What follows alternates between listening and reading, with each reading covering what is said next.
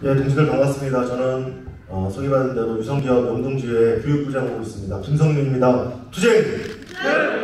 네! 거리가 좀 머니까 저 마스크 좀 벗어도 될까요? 습기가 차네. 예.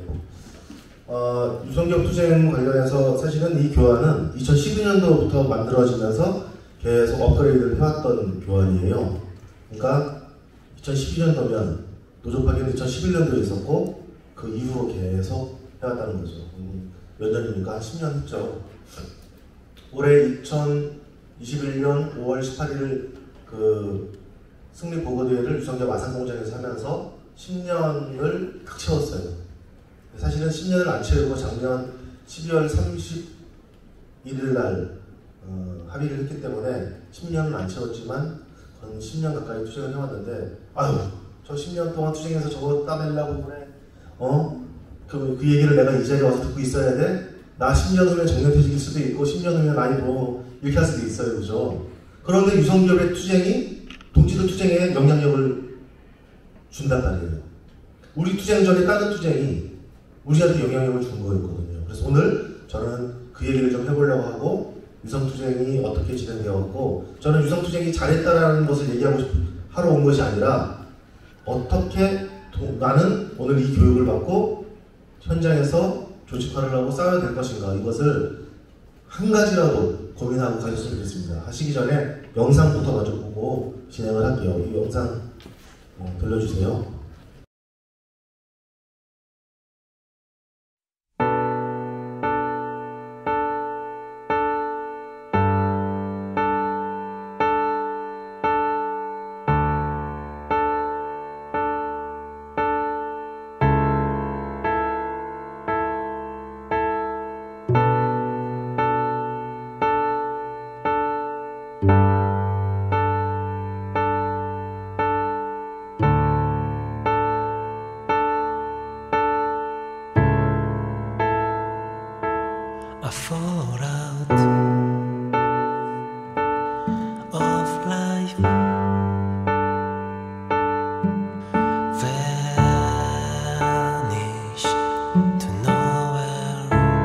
한 자동차 부품 제조 공장 근처 승합차 한 대가 황급히 내달립니다.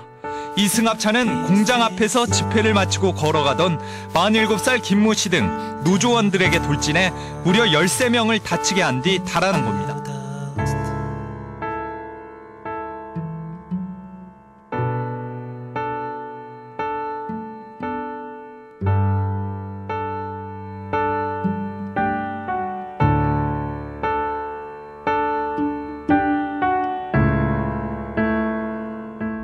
회사에서 직장 폐쇄를 통해서 우리 조합원들을 쇠파이프로 소화기로 했던 그런 것들이 있잖아요. 저 한동안 그런 꿈 무지하게 꿨었어요. 한 1년 가까이는.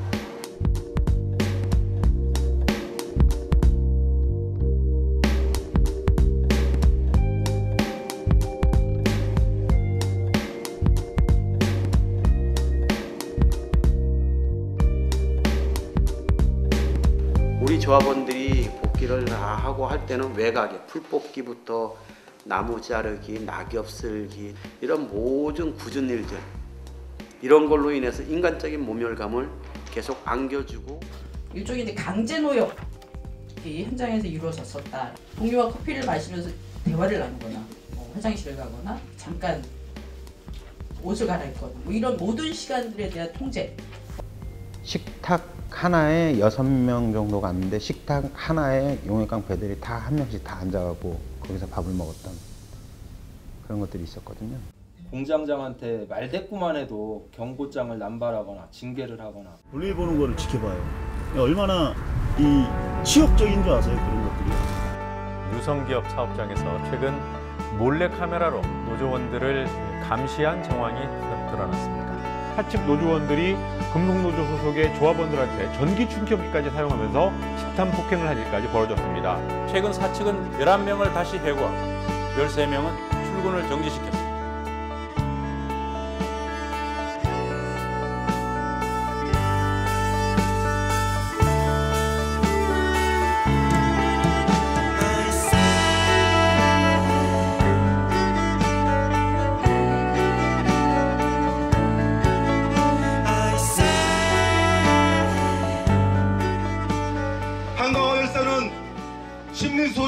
씨가 고위험군이었고 이 자리에 모인 우리 동지들은 20명이 그런 사람이 있습니다. 절반이 넘는 사람들이 스트레스 받아서 미칠 것 같은 사람도 있습니다. 막말로 진짜 나도 그랬었지도 않았을까. 만약에 더 진짜 힘든 시기에 그때 못 버텼으면.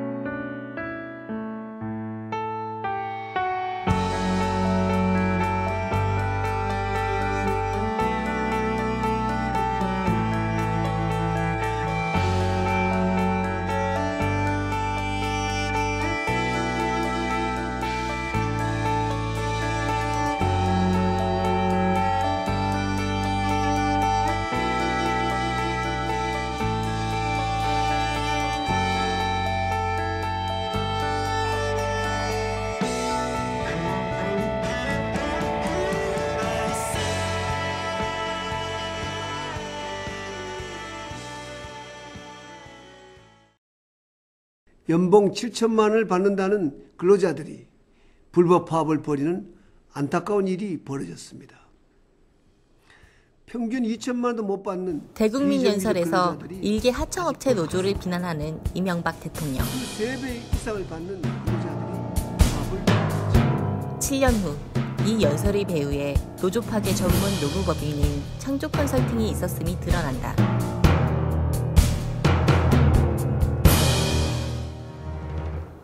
(2012년 12월 7일) 현대자동차 납품업체인 유성기업의 노조 파괴 혐의를 수사하던 노동부 근로감독관은 수사 지휘권을 가진 검찰에 유시영 회장 등에 대한 출국 금지 및 구속 수사를 요청한다. 하지만 검찰은 받아들이지 않는다.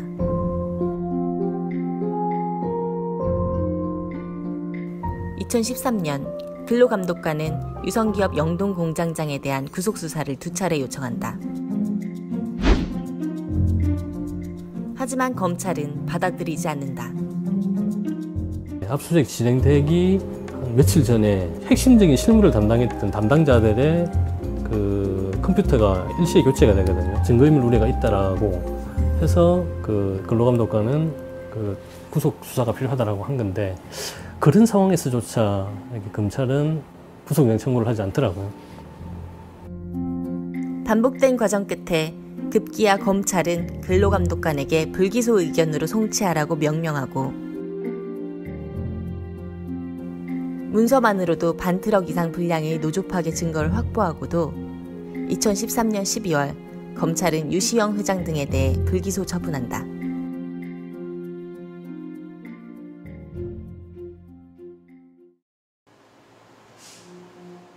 이를 받아들일 수 없었던 노조는 법원에 검찰의 강제 기소 명령을 내려달라고 신청했다.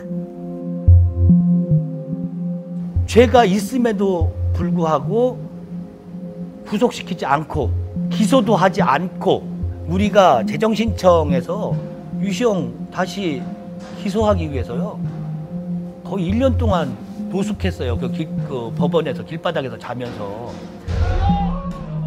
이를 받아들인 법원의 명령에 의해 검찰은 결국 유성기업 회사 쪽을 기소했고, 유 회장은 범행 5년 9개월 만인 2017년 2월 법정 구속된다.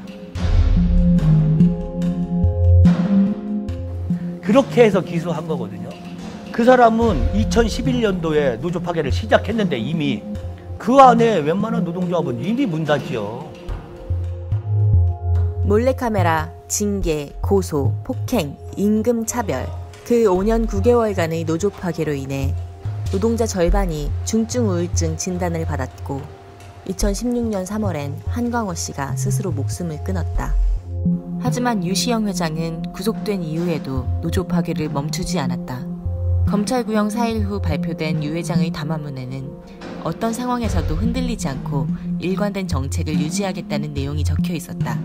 그 담화문을 보면서 좀 어이가 없어요. 제가 확정돼 가지고 감방에 가면 좀 반성의 여지를 가지고 이렇게 담화문을 붙여야 되는데 협박문이었죠. 노사 문제는 지금처럼 계속하니 변함이 없다. 임금을 일방적으로 회사에서 삭감한 적이 있거든요. 설명을 듣기 위해서 갔는데 소속장이 그거를 이제 감금이라고 주장을 해서 이제 그거에 대해서 또 100만 원. 저희가 페인트로 바닥에 쓰는 쟁여기가 있었는데 그 140만 원을 순대를 받았어요. 관리자 옷 잡아당겼다 해서 300만 원 청구받았습니다.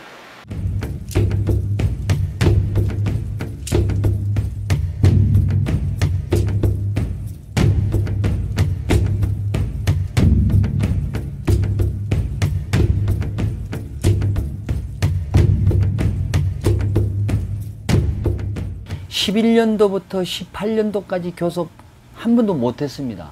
어영노조는 8년에 매년 임금 인상을 해줬어요. 금속노조 조합원들은 최저생계비도 미달되는 조합원들이 꽤 있어요. 그러니까 집사람들은 못 살겠다. 애들 학원 끊어야 되겠다. 그 이혼 가정이 굉장히 많아요. 방 얻어서 혼자 살거든요. 그러면 집에 가면 새벽 4병씩을 매일 먹어야만 잠을 자고 다시 출근하면 맨날 탄압은 똑같이 이어지고. 노동인권단체인 두리공감에 따르면 지회조합원 중 53.4%가 우울증을 앓고 있는 것으로 나타났습니다. 2016년 3월 스스로 숨을 끊은 한광호 씨도 유성기업의 노조 파괴 과정에서 우울증에 시달렸습니다. 오 씨도 2012년과 2015년 우울증 고위험군 판정을 받았습니다. 유시영 회장은 출소 이후에도 노조 파괴를 멈추지 않았고 2018년 12월 또 한 명의 노동자가 스스로 목숨을 끊었다.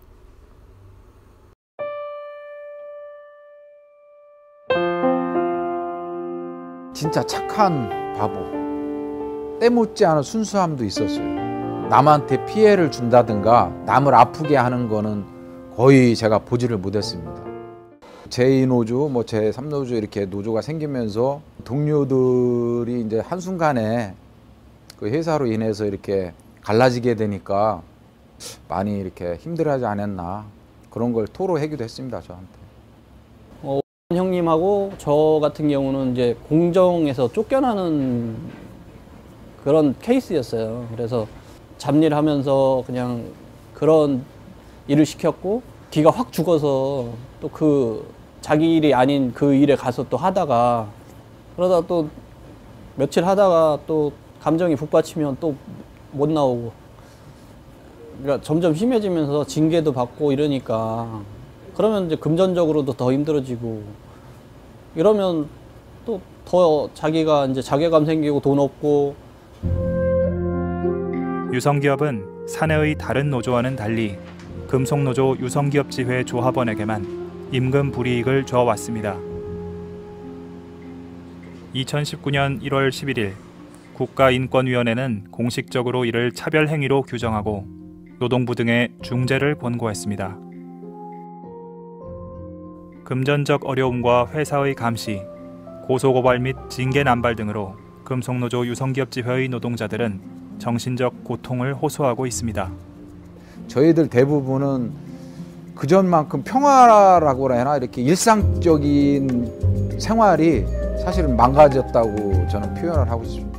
빨리만 어떻게 좀 정리가 됐다라든가 마무리가 됐다면은 그분이 사표 쓸 일도 없었고 지금도 저는 제 옆에서 근무를 하고 있을 거다.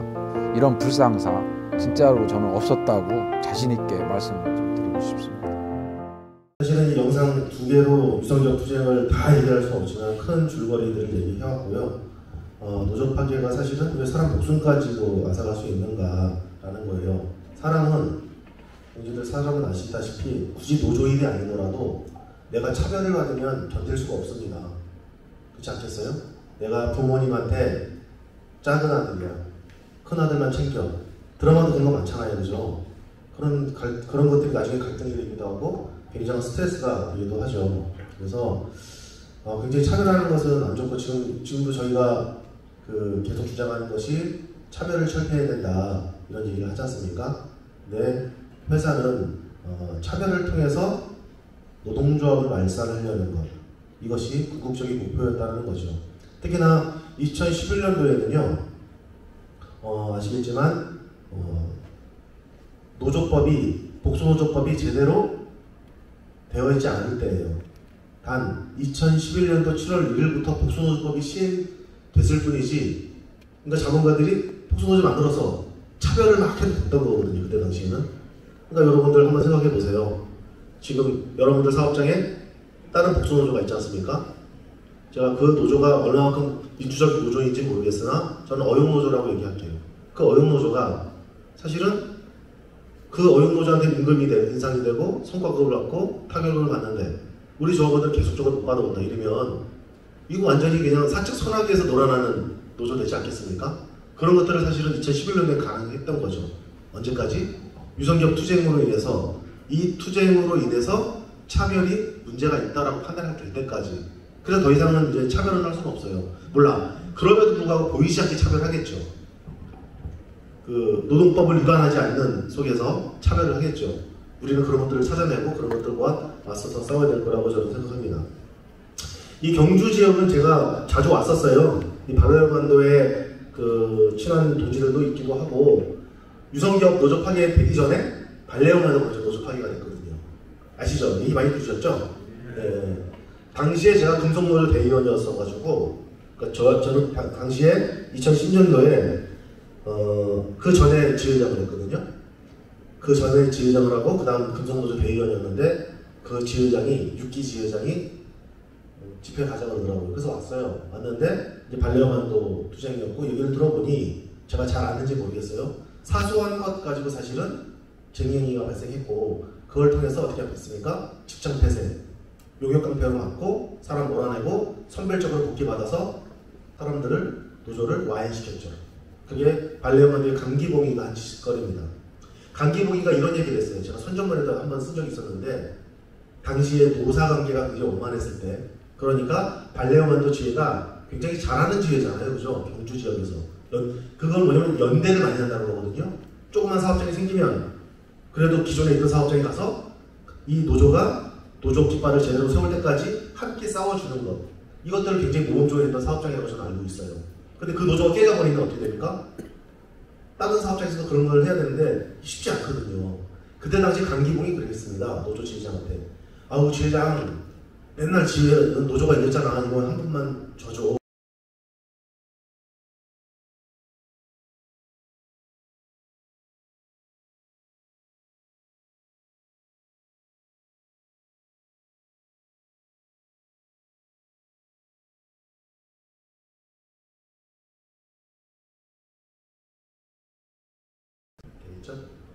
네, 저는 오늘 민주노조가 옳다라는 제목 가지고 동지들과 함께 이야기를 나눠보도록 하겠습니다. 자, 우리 노동조합이 옳습니까, 동지들? 동지들 혹시 노동조합 만든 지 3년 안 된 동지들 한번 손 들어보세요. 네, 절반 가까이 되네요. 한 5년 이하. 네, 10년 되신 동지들도 있어요? 10년 오래되셨네요, 그죠? 네. 근데 노동조합을 해보니까 어떻습니까? 막상 생각대로 되지 않죠, 그죠? 네? 저도 순진할 때는 좀 더 이렇게 일반적이었을 때는 우리 이런 얘기하자. 제가 대전 고등법원에서 피켓을 들고 있는데 어떤 여성분이 오셔서 저한테 이런 얘기를 하시는 거예요. 그걸 한번 이렇게 읽어보더니 이런 억울한 일을 당했으면 노동부를 찾아가셔야죠 이러더라고요. 노동부 찾아갔더니 안 됩니다. 그러면 검찰을 찾아가셔야죠. 검찰을 찾아갔는데 안 돼서 여기 있는 거예요. 그랬더니 그러면 박근혜 대통령한테 편지 한번 간절히 써보시라고 이러더라고요. 이게 무슨 뜻이냐면 세상 사람들은 굉장히 이런 국가기관이나 정치권이 정의로울 거라고 생각하고 있어요. 근데 그건 안 그렇죠. 법이 온전히 있음에도 불구하고 노동상권이 쟁의를 할 수 있는 권리가 동지들한테 있음에도 불구하고 복수노조법으로 쟁의행위를 막았잖아요. 그죠? 교섭권이 없으니까 쟁의를 할 수 없잖아요. 노동상권을 사실은 위배하는 거거든요. 헌법을, 하위법인 노동법이 못하게 만드는 법이잖아요. 그래서 지금 금속노조에서는 그 복수노조법 그 재개정 이거를 요청하는 것을 지금 올리려고 하고 있거든요. 지금 그런 상황입니다. 그런데 노조를 하니까 사실은 세상이 좀 달라 보이는 것도 사실이고 이런저런 얘기를 들으니까 좀 달라 보이는 것도 사실이죠. 제가 이 사진 내놨냐? KTX 여성 의원들 투쟁했던 거 혹시나 기억나십니까? 한 15년 정도 됐을 겁니다. 당시에 KTX가 들어올 때 뭐라고 그랬냐면요. 땅 잃을 스튜디오스 이러면서 KTX 여성 노동자들 뽑았어요. 이 동지들은 당연히 철도청 소속의 정규직인 줄 알고 들어왔어요. 그런데 어떻게 됐습니까? 철도청 아래에 있는 홍익회라고 아세요? 홍익회? 네, 홍익회라고 있어요. 홍익회에 하청이 없어요. 하청이 하청인 거죠. 그러니까 이 동지들이 투쟁을 한 거죠. 잘못됐다 이렇게 생각하면서. 이 동지들 기본적으로 2개 국어 이상 하고, 물론 저는 많이 배웠다라고 해서 뭐 이런 게 아니라 어쨌든 자기 스펙이 있단 말이에요. 비행기도 탔던 승무원들도 출신들도 있고. 근데 이 동지들이 여성 노동자들이 노동조합을 해서 싸웠단 말이에요. 많이 배웠다고 했던 사람들이. 왜? 부당하니까. 차별을 받으니까 싸웠다는 거죠. 물론 그 싸움이 성공하진 않았어요. 근데 우리한테 남겨주는 게 있잖아요. 비정규직 철폐, 비정규직 문제 있다. 이런 것들을 좀 남겨두고 있죠. 이 동지들이 이렇게 싸웠다는 것을 한번 말씀드려보고 싶었고요. 또 똑같아요. 작년까지 LG 트윈타워 노동자들이 투쟁했던 거 기억나시나요? 이분들은 60대 거의 다 되셨거나 넘으셨거나 하는 노동자들이 LG 트윈타워에서 청소를 하신 여성 노동자들이에요. 이분들은 뭐 별다른 스펙은 없겠죠. 근데 이분들도 노동조합을 선택해서 싸울 수밖에 없는 조건이 있다는 거예요. 그게 뭡니까? 차별을 받으니까 그 차별에 분노할 수밖에 없다는 거죠. 그러니까 끝내는 뭐냐면 노동조합을 선택할 수밖에 없는 조건이 이 사회에 있다는 거예요. 제가 민주노총에서 충북지역본부에서 본부장으로 일했던 적이 있습니다. 그때 당시 노조판 행정이었는데요. 그때 여성 두 분이 오셔가지고 상담을 하는 거예요. 상담을 하면서 노조 상담을 하는데 다 식사하러 나가시고 회의 가고 이래서 없어서 제가 상담을 했어요. 내가 이게 한참 듣다가 막 억울하고 사장이 어떻게 하고 저렇게 하고 너무 억울해서 노조를 만들겠는데 어떻게 하겠습니까? 이렇게 물어봐서 제가 노조를 만드셔야죠. 근데 어떻게 그렇게 준비하고 있습니까? 이런 것도 물어보고 하다가 나중에 가실 때쯤 얘기했습니다. 저 어머님 근데 혹시 만약에 노동조를 만들게 되면 사장이 쉽게 노동조 만들었어? 그럼 교섭할게 이렇게 하지 않잖아요. 트릭을 할 수밖에 없잖아요. 그러니까 싸울 수밖에 없는데 괜찮으시겠습니까? 피켓도 들고 시위도 해야 되는데 괜찮겠습니까? 이랬더니 그분이 그러시더라고요. 어머 그거 민주노총에서 다 해주는 거 아니에요? 이러더라고요. 본인이 하지 않으면 이게 안 되잖아요. 민주노총이 금속노조가 아무리 하려고 해도 자기 사업장이 자기 싸움을 하지 않으면 도와줄 수가 없는 거잖아요. 그죠? 내가 싸움 의지가 아니라 상급단체도 어떻게 해주는 거 아니야? 이렇게 돼서는 안 된다는 거죠. LG 트윈타워 노동자들이 노동조합을 만들자마자 노숙투쟁을 하면서 싸웠어요. 결과는 나왔죠. 그죠? 그 결과가 저는 좋은 건지 나쁜 건지 모르겠으나 어떠한 투쟁에서도 저는 오늘 말씀드릴 것 중에 핵심은 어떤 투쟁이든 결과는 있다 라는 얘기예요. LG 트윈타워 여성 노동자들도 노동조합을 선택해서 투쟁을 했더니 결과가 나온다라는 겁니다. 자, 누구나 노동조합을 투쟁하죠. 사진 보입니까? 단결 투쟁 밑에 있는 사람? 잘 안 보여요? 이렇게 한번 보일까요?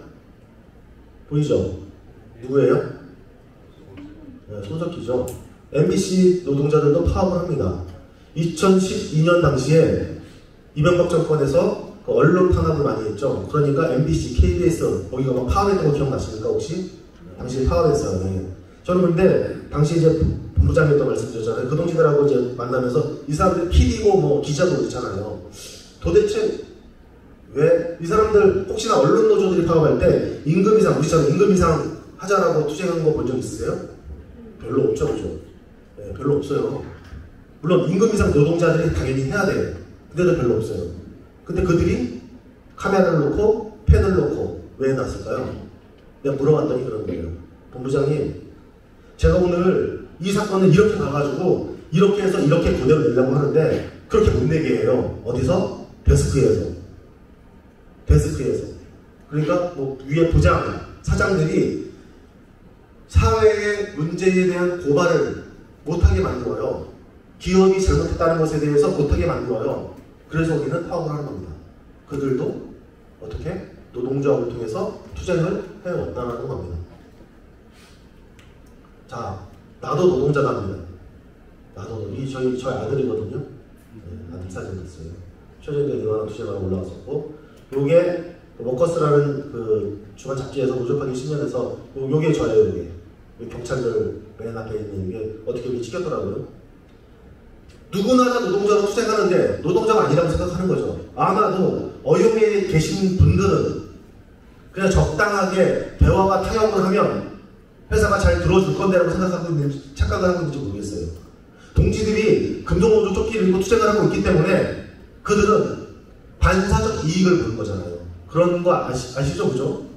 동지들이 있으니까 그런 거잖아요. 저희가 투쟁을 안 하고 저희가 없었으면 우리 어용들도 임금 인상 못했겠죠. 근데 차별을 주기 위해서라도 자꾸 준단 말이에요. 근데 지금은 어용도 줘야 되면 우리도 줘야 되기 때문에 이제 회사도 고민이 있죠.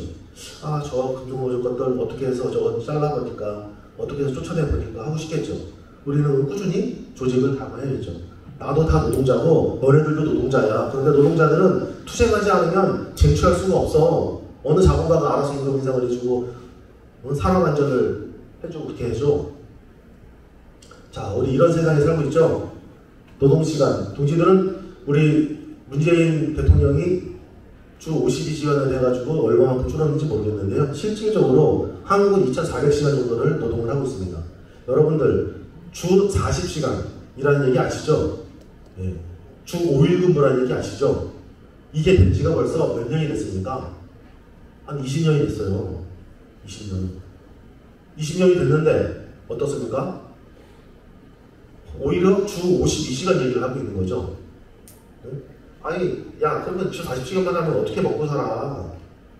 노동자들이 장학특권으로 먹고 살지 않고 기본급 인상을 먹고 살아야 되는데 기본급을 낮춰주니 우리 노동자들은 자꾸만 생각을 기본급 인상할 생각을 하지 않고 장학특권을 더할 생각을 할 수밖에 없는 그런 약점을 안겨놓는 거죠. 2,400시간 하고 있습니다. 만약에 주 5일 근무만 하면 1,880시간이 돼요. 주 5일 근무를 했을 때 1년의 노동시간이 1,880시간인데 600시간, 700시간을 더 하고 있습니다. 우리나라가. 그럼 우리나라하고 경제规모가 비슷한 독일은 선진국이라 쳐요. 독일은 1,480시간, 1,500시간 하고 있어요. 여기 너무 일 안 하는 것 같아요. 제가 봐도. 근데 주 4일 근무 이렇게 하는 거죠. 얘네들. 나도 맨날 외국만 비교하면 어떡하니? 국가 경쟁력이 어떡하고. 이런 제가 여러분들하고 할 얘기는 없어요. 우리나라가 세계 경제 몇 위입니까? 몇 위예요? 10위 정도 되죠. 그죠? 10위, 11위, 12위. 전 세계 160여 개국 나라 중에 10위 정도 해요. 그러면 우리의 생활이, 노동의 조건이 10위 정도 하나. 이것은 우리가 투쟁을 제대로 못했기 때문에 그것을 쟁취하지 못하고 살고 있는 거죠. 스페인 같은 경우도 조금요. 체코는 동유럽인데도 그렇습니다. 실질적으로 우리는 아직까지도 자본과 특권으로 먹고 사는 세상이 있다는 겁니다. 얘네들 돈 많이 버는 것, 정몽준 정농구도 많이 버는 거 아시겠고, 이게 한 20년 전 자료예요.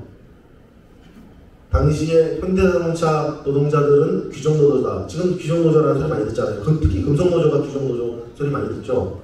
여기 보면 98년도에 IMF 임원들 1인당 평균 급여가 6,800만 원이었는데 노동자들 임금이 2,400만 원이었어요. 근데 2006년도로 오면 23억, 노동자는 5,700만 원. 도대체 누가 귀족 노동자인지 모르겠다는 거죠. 이거는 다 잘 알고 계시죠. 제가 이걸 왜 넣은 줄 아세요? 2019년 주요 고배당 기업 현황인데 유성기업 딱 올라와 있죠. 여기도 보여요. 7.5%. 은행 수익보도 좋습니다. 여러분들 주식을 하십시오. 자, 이렇게 해서 한번 얘기를 해보겠습니다. 이렇게 된다는 거예요. 노동 파괴를 하면서 회사가 어렵다고 했지만 실질적으로 주주들에게 배당하는 것은 높다라는 거고요. 유성기업 주주의 50%는 유시형 일가들이 다 가지고 있기 때문에 자기들이 자기들한테 돈을 주는 꼴이 되는 거죠. 자, 왜 이럴까? 우리가 왜 이럴까? 중대재해기업 처벌 법안이 있었어요. 우리 이제 통과는 됐죠. 그런데 얼마 전에 쿠팡에서도 이제 화제하고 나기도 하고, 연극 같은 데서는 만약에 사람이 노동자가 현장에서 죽으면 그 사장이 처벌받습니다. 그게 벌금이 약 8억 정도, 8억 돼요. 그리고 한 번 더 사고 나면 징역 8년을 삽니다. 감옥에 가는 거예요. 여러분들 혹시 산업법 교육 받아보셔서 알겠지만은 에이 마스크도 좀 써야지, 귀마개도 좀 해야지, 안전하게 했어야지, 안전모도 썼어야지, 너네가 그건 안전장비 안 했기 때문에 그런 거 아니야 라고 하잖아요. 그죠? 우리 저런 분들 잘 안 해요. 그죠? 귀찮으니까 덮기도 하고. 그런데 여러분 산업법에는요 안전보호구는요 맨 나중에 하는 거예요. 모든 위험 요소들을 다 제거하고 나서 현대 과학으로도 그 안전 요소를 제거할 수 없을 때 보호구 적용하는 거예요. 근데 회사가 그 안전 위험 요소를 다 제거했냐? 제거 안 하고 이제 마스크만 쓰라고 그래요. 제거 안 하고 귀마개만 하라고 그래요. 제거 안 하고 모자만 쓰라고 그래요. 안 되잖아요.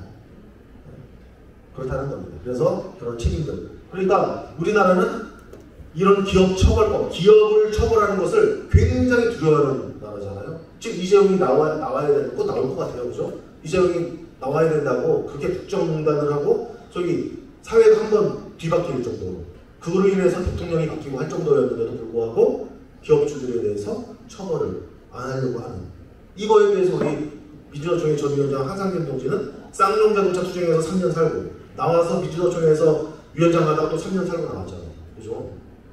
노동자들한테 굉장히 과혹한 거죠. 그럼 왜? 자본과 천국인 나라이기 때문에 그렇다는 거죠. 그렇기 때문에 우리가 굉장히 투쟁을 지어야 합니다. 미국 기업범죄 주요 연루자 현황은요. 버나드 에버스 이런 사람들 징역 25년 막 이래요. 우리나라와 차원이 다릅니다. 예전에 안철수가 무릎팍도사에 나와서 이런 얘기를 했습니다. 자기가 MBA 공부, 경영학, 최고 경영학 석사과정을 공부하고 있을 때 교수님이 딱 오셔서 첫 마디가 그거였대요. 향후 10년 후에 여기에 앉아 계신 분들 중에 90%는 감옥에 가 있을 겁니다. 이렇게 얘기하더래요. 무슨 뜻이에요? 경영하는 새끼 치고 범죄 안 하는 사람 없다. 이 뜻을 간접적으로 얘기하는 거겠죠. 실질적으로 저는 경영자들에게 무슨 뭐 공격적으로 밀는 것이 아니라 그들의 위치가 그렇다는 거예요. 불법을 할 수 없게 이익을 내기 위해서 불법을 할 수밖에 없고 이익을 내서 여러분들을 쥐어짤 수밖에 없고 이익을 내서 노조를 판대할 수밖에 없다는 거죠.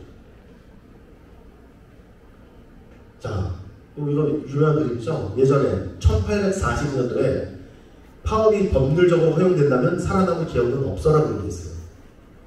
근데 지금도 새로 된 노동법이 통과되면 기업은 망해라고 얘기하죠. 그런데 이 법들은요, 실질적으로 조금씩 더 나아져야지 나빠지면 안 돼요. 근데 복수노조법은 굉장히 나쁜 법안이 있죠. 누가 통과시켰습니까? 누가 잘못 만들었습니까? 추미애가 그랬죠. 추미애. 당시에 노동부 장관이었던 추미애가 실질적으로 야당에서도 이건 아닌 것 같다라고 했는데도 불구하고 단독 처리를 했죠. 당시에 복수노조법이 노무현 정권 하에서 그렇게 통과가 되었습니다. 그리고 우리는 비정상적인 회관과 역사를 가지고 있다는 거 아시죠? 우리나라가 만약에 프랑스 얘기도 많이 하고 뭐 영국 얘기도 많이 하는데 만약에 혁명을 하는 시기가 있었다면 혁명이라서 뭐가 아주 거창한 거 말고요. 프랑스에서는 농노들이 자본가들과 같이 힘을 합해서 왕의 목을 쳤잖아요. 그죠? 예? 마르 앙데아네트 뭐 아시잖아요. 뭐 루이 14세, 16세 아시잖아요. 그죠? 실질적으로 봉건주의를 그렇게 해서 끊었단 말이에요. 그런데 우리나라는 봉건주의를 어떻게 끊었어요? 못 끊었잖아요. 조선시대 때 일본이 들어와서 식민지 시절이 있었어요. 그러니까 스스로가 스스로의 사슬을 끊은 적이 별로 없는 거예요. 그죠? 그러니까 동지들처럼 스스로 민주노조를 하거나 스스로 투쟁을 하거나 스스로 구호를 하거나 사장 앞에서 피켓을 들거나 했던 사람은 사슬을 끊는 자인데 그렇지 못하고 뒤에 있는 사람은 어용에 있는 사람은 한 번도 사슬을 끊어본 적이 없기 때문에 그냥 어떻게 패배감으로 살아가는 거죠. 우리나라가 역사가 그랬잖아요. 대통령들도 그렇잖아요. 그래서 그것이 이제 끝난다, 해방이 됐나 싶었더니 어떻게 됐습니까? 6.25 터지고 미군정 들어오고 이런 과정들을 겪었지 않습니까? 그러다 보니까 사실상 우리는 노동의 그 가치에 대해서 제대로 얘기해 볼 적이 없었고 그런 거에 있어서 스스로가 싸워본 적이 물론 여러 가지 투쟁의 경험들이 있죠. 근데 그걸로 뭔가 세상을 바꿔내지 못했었죠. 당시는. 거기다 잘못된 교육 많이 하죠. 네, 잘못된 교육 많이 하고 있습니다. 자, 외국 사례 한번 볼까요? 무상교육, 무상의료, 노동조합에 대한 긍정적 사고, 시민의식. 자, 보세요. 이거 뭐 유명한 거죠? 안시 반역기. 이름으로 봐서 일본 사람 같은데 이 사람이 스웨덴 사람이에요. 벌금으로 50km 구간에서 75km를 주행했을 때 벌금 11만 6천 유로에서 1억 8천만 원 받았어요. 유시 산노로야. 이 사람은 40km 구간에서 80km로 주행했다고 벌금이 2억 9천만 원이 됐어요. 만약 벌금이 누군가에게는 적은 액수이면 교통안전이 위협받을 수 있습니다. 무슨 뜻이에요? 내가 이건이야. 포르쉐를 딱 타고 서울서부터 경부고속도로를 이 경주까지 어떻게 와? 한 200km로 오는 거죠. 딱지 막 다간다 탁 끊어도. 그래봤자 얼마? 5만원, 6만원, 7만원 밖에 안 되잖아요. 그러니까 제가 말씀드린 건 뭐냐면 자본가들, 돈을 더 많이 가진 사람들, 또 정치가들 이런 사람들이 조금 더 무거운 처벌을 받아야지만 세상이 공정하다는 거예요. 우리랑 똑같이 벌금을 내면 안 되잖아요. 그게 똑같은 법이 아닌 거잖아요. 오히려 더 그런 사람들이 돈이 많이 가진 사람들이 책임을 더 져야 된다는 얘기를 서구 유럽에서는 하고 있다는 거죠. 자, 외국 사례. 미국과 영국 의료를 비교해보면요. 미국은 시장화했어요. 그러니까 1인당 평균 의료비가 8,500달러. 영국은 공공의료인 영국은 3,400달러. 뭐 영화 시코라는 것도 한번 보셨을 거예요. 미국 사람들이 최강대국 미국이라는 데서 오바마 때 오바마 케어가 나올 정도로 실질적으로 의료에 대한 문제가 많았죠. 미국 같은 데는 다 그 병원을 잘 안 간다면서 못 간다면서요. 보험마다 다 다르기 때문에. 그런데 우리도 이제 그나마 이제 그 의료보험, 건강보험 제도가 잘 되어 있죠. 근데 이것도 그냥 잘 되어 있는 것이 아니라 노동자들이 까딱 이 싸움을 제대로 못하면 얼마든지 시장화될 수 있어요. 이제는 돈을 벌 수 있는 사업들이 몇 개 없어요, 여러분. 자동차, 저 엔진 만드는 데라서 이제 전기자동차 나오면 다 나야겠죠, 그죠? 네? 어쩔 수 없어요, 그거는요. 그걸 뭐 제가 어떠한 뭐 뾰족한 수를 써서 막아낼 수 없어요. 그런데 우리는 그래도 살아가야 되잖아요. 어떻게 살아가야 되는 것을 우리는 자꾸 요구를 해야 된다는 거예요. 만약 건강보험 같은 경우에도 삼성 같은 데에선 민영화하고 싶어 하는 거잖아요. 보건의료노조에서 당시에 이런 것을 얘기했습니다. 국민 1인당 의료보험료를 4만원씩만 더 내면요 완전 무상으로 갈 수 있어요. 근데 그걸 왜 안 하는 줄 아세요? 여러분들 만약에 한 1인당 10만원, 5만원 정도 더 내고 10만원 정도 더 내고 건강보험이 무료라고 완전 무상이라고 그러면 이거 해야죠. 그럼 여러분들 사보험 많이 들었잖아요. 11보험 들었잖아요. 그죠? 무상이 안 되니까 11보험 들은 거 아닙니까? 이거 없어지는 거잖아요. 어차피. 또 삼성생명에 무슨 생명보험 들잖아요. 무슨 보험 들잖아요. 이게 없어지는 거죠. 그럼 이 자본을 뭐 먹고 사냐? 이렇게 된 거겠죠. 그런데 오히려 얘네들이 건강보험을 약화시키고 사보험을 더 강화시키려고 하는 것들을 하고 있죠. 그러니까 까딱 잘못하면 우리도 잘못할 수 있다는 거죠. 만인은 법 앞에 평등하다고 하지만 딱 뭐 누구는 10,000명만 평등하다고 하죠. 시민법이라는 게 있습니다. 시민법은 함께 지키는 거예요. 이건희도 지키고 저도 지키고 여러분도 지키고. 뭐가 있습니까? 빨간불은 서시오, 초록불은 가시오. 이런 것이 시민법이겠죠. 그죠? 쉽게 설명하면 사회법이라는 게 있어요. 사회법은 불평등으로 평등을 만드는 법이에요. 야, 이게 무슨 소리야? 불평등으로 평등을 만드는 법이 쉽게 설명해서 여러분들하고 사장이 싸우잖아요. 싸움을 하잖아요. 누가 힘이 세요? 사장이 세죠. 그죠? 우리가 세면 좋은데 사장이 세단 말이에요. 1대1로 사장하고 붙어 사장이 이거 잘못된 거 아닙니까? 해서 관철시킬 수 있습니까? 못 시키잖아요. 그죠? 그러니까 이게 세계적인 역사에서 노동자가 자본가와 대항하려면 힘이 있어야 돼. 그래서 법으로 힘을 준 거예요. 그 힘이 뭡니까? 노동상권이죠. 대표적인 것이 사회법이 노동법이라는 거예요. 근데 우리는 노동법을 잘 이용하지도 못하고 있고 법도 안 지키고 있고 잘 모르기도 하고. 노동상권 뭡니까? 단결법 있잖아요. 단결법 뭐예요? 자, 여러분들 노조 만들 때 그런 거잖아요. 야, 이거 분란 있는데 임금도 적고 탄압도 좀 심하고 한번 모여보자. 단결법. 노동자 만들 수 있는 권리. 그 다음 뭐예요? 단체 교섭법. 만났으니까 뭐 해야 돼요? 요구를 불만으로 만들어야 되잖아요. 아니, 불만을 요구로 만들어야 되잖아요. 그죠? 그러니까 교섭할 수 있는 권리가 생기는 거죠. 근데 회사가 고용을 잘 안 하죠. 교섭하다 안 되면 뭐 할 수 있어요? 쟁의권, 파업권이 있다는 거죠. 이 법을 헌법에 박아놨어요. 문재인 정권도. 그 정권도 이승만 정권 때부터 이 노동 상권이 있는 거예요. 헌법에. 그런데 파업을 하면은 나쁜 것처럼 인식되고 있잖아요. 우리는. 그죠? 귀족 노동자들 파업, 시민의 발을 골무로 하는 파업, 가뭄인데도 하는 파업, 코로나인데도 하는 파업, 이렇게 다 누구나 노동자가 좀 전에 얘기했듯이 할 건데 노동자들의 파업에 있어서 헌법이 보장한 파업에 있어서 제대로 얘기를 안 하고 있다는 거죠. 특히나 우리나라 법학자 중에 노동법을 제대로 공부한 사람들이 없어요. 그러니까 제가 재판을 많이 받았습니다. 아무래도 유성투쟁을 하고 뭐 본부장을 하고 그러니까 재판을 많이 받겠죠. 재판을 받는데 정말로 답답한 판사들은 딱 법전대로 해요. 사람이 상황이라는 게 있지 않습니까? 상황이라는 게.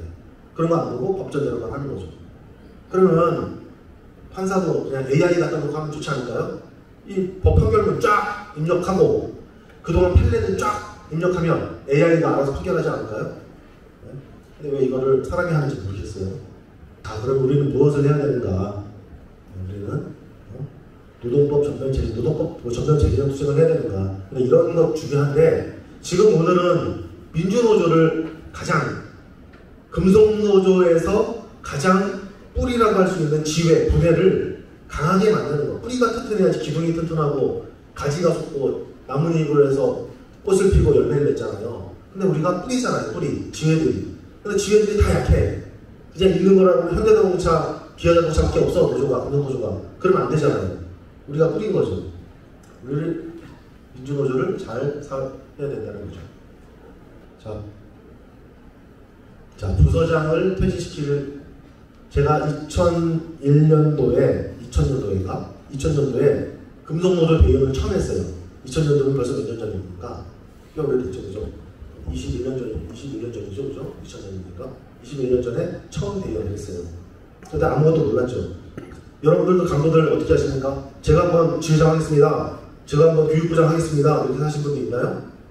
없죠? 네, 없어요. 저도 마찬가지예요. 저도 그냥 뭐 삐질뺀질 강도 안 하다가 한 8년 만에 강도를 했어요. 입사한 지 8년 만에.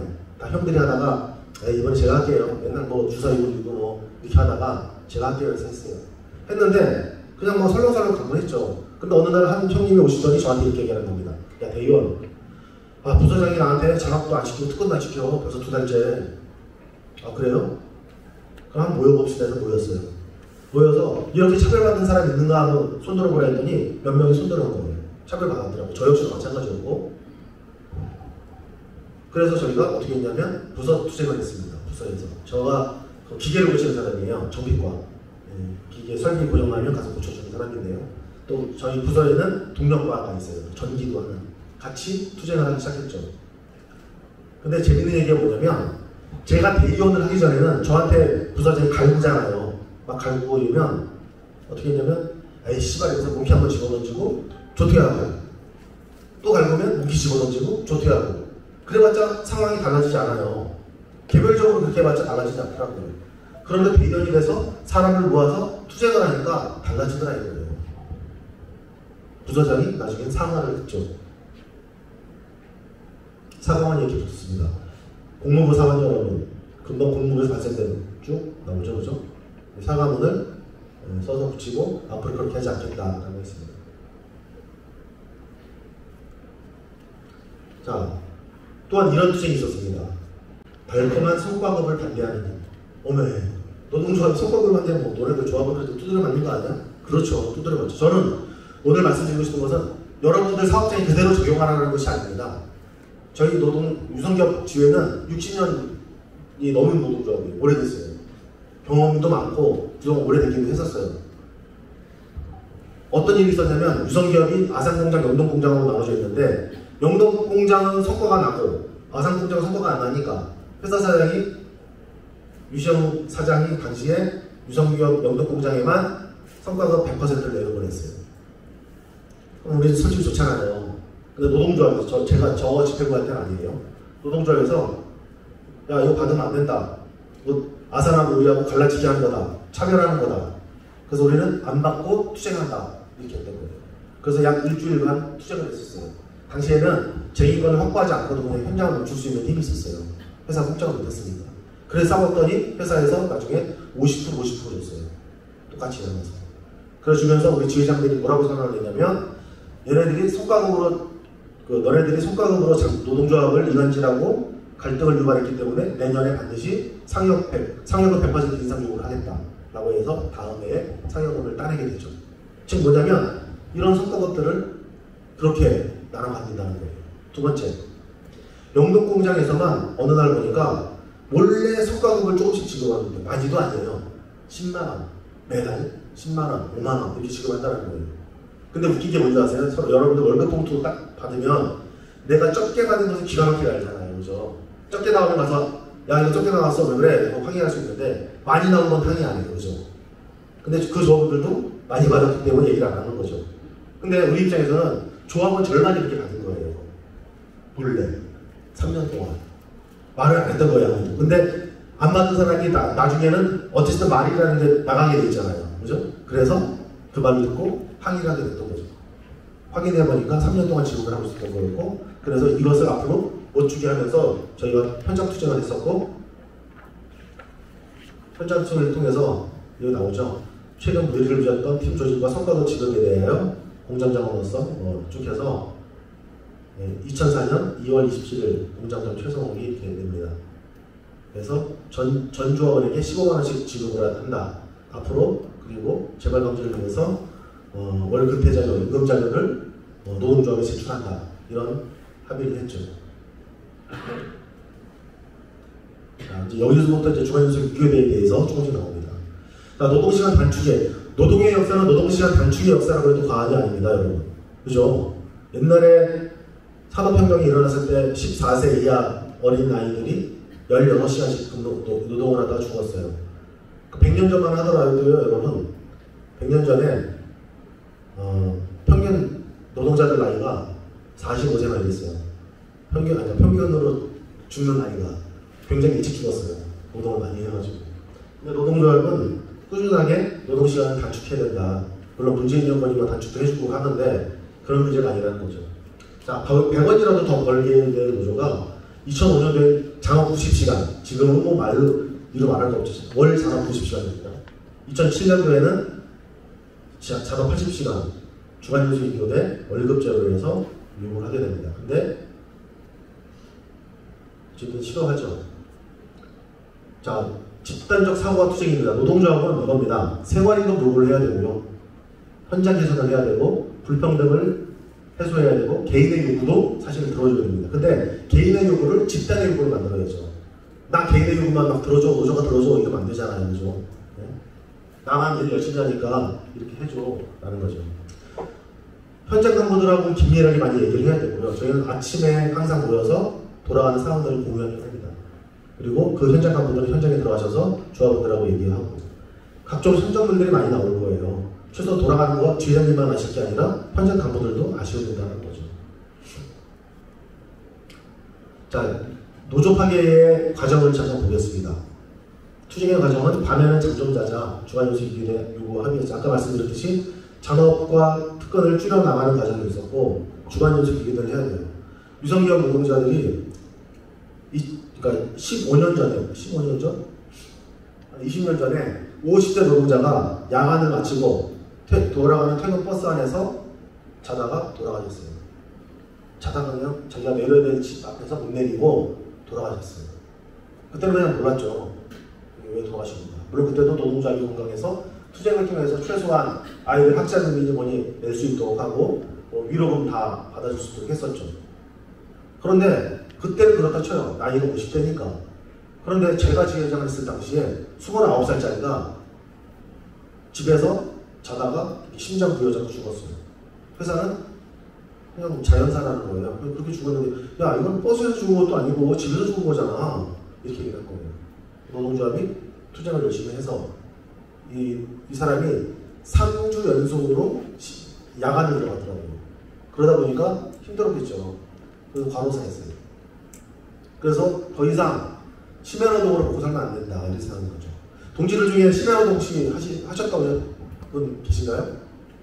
심야노동, 야간. 네.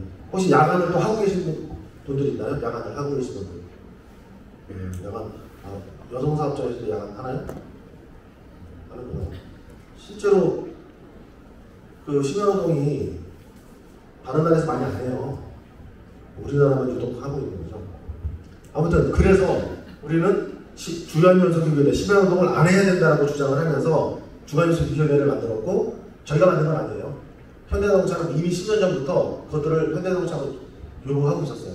근데 조합원들이 웃긴 게 뭔지 아세요? 옆에 동료가 죽으면 아이고 돈이나 뭐야 나도 건강하게 살아야지 술 끊고 담배 끊고 운동도 하고 근데 한 두 달 지나면 그렇게 안 돼요. 또 장학특권에 매진하는 거죠. 그죠? 그렇단 말이에요. 또 사람이 죽어도 또 그렇다는 거예요. 그런데 언제 노동자들이 주간연속휴교대를 해야 된다고 딱 깨쳤냐면 2018년도 리먼 브라더스 사태 혹시 아십니까? 리먼 브라더스 네, 아시죠? 미국에서 금융위기가 터졌는데 그것이 전 세계적으로 실물경제 위기로 와요. 금융위기가 실물경제 위기로. 즉 자동차가 안 팔리는 거예요. 전 세계에 자동차가 9천만 대가 생산되는데 그 중에서 절반밖에 안 팔리는 거예요. 그럼 어떻게 해야 돼요? 4,500만 대 다 없애버려야 되는 거잖아요. 그러니까 장사가 안 되는 거죠. 경제위기가 온 거예요. 그러니까 잔업과 특권이 없어지니까 조합원들의 임금이 한 달 임금이 80만 원에서 100만 원씩 줄어버린 거예요. 아, 그때 깨달은 거죠, 여러분들이. 더 이상 잔업 특권으로 먹고 살 수 있는 세상이 아니구나. 그래서 2009년도에 합의를 합니다. 2011년도 1월부터 주간연속휴교대를 실시하도록 노력한다. 월급제도 이와 함께 한다. 이렇게 합의를 해요. 왜 노력한다고 되어 있냐면 당장 시행하기 어려우니까 2009년도 합의된 시점부터 해서 약 1년 동안 실무협의를 하자 이런 내용이었어요. 그런데 회사가 이것을 지키지 않았죠. 심야노동은 1급 바람불질이잖아요. 심야노동 하시는 분들은 수명이 17년 줄은 거 아세요? 심야노동 안 하시는 거에 비해서 국민연금 못 타먹고 돌아가시는 거예요. 사실은요. 심야노동해서 50% 할증 더 받아서 내 살림에 보탬이 되겠죠. 당시에는. 그죠? 근데 그것이 회사가 심야노동을 시키는 이유가 뭡니까? 설비 10억짜리 20억짜리 들어와가지고 어떻게 해요? 8시간만 돌리면 아깝잖아요. 24시간 핑핑 돌려야지. 근데 거기에 약 50% 할증 더 주고 막대한 이익을 보는 거죠. 사실은. 네? 우리 건강 올가먹어가면서.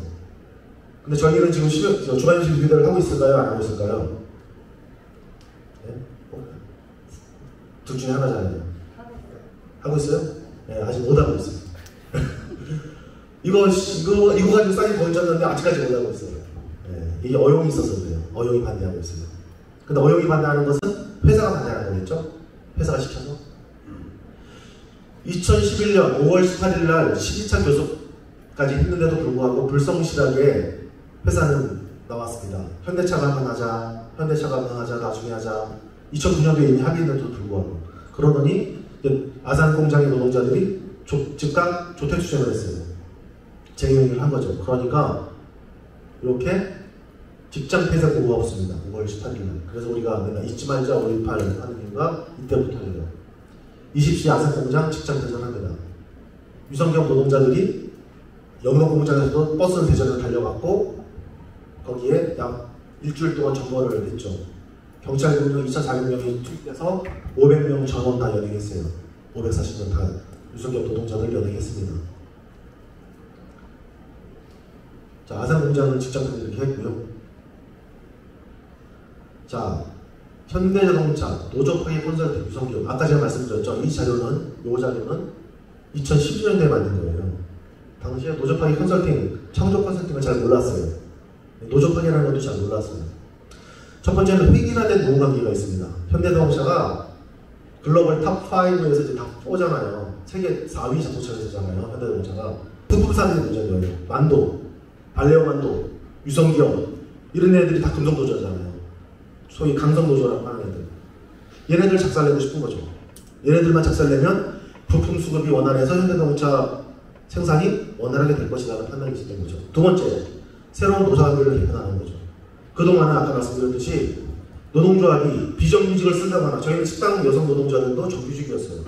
당시에 임금이 5천만 원이 넘었어요. 정규직으로 하니까. 물론 저는 5천만 원이 많다 적다라고 생각하지 말씀드리는 건 아니에요. 근데 지금 여성 노동자들 2천만 원 안 될걸요 아마?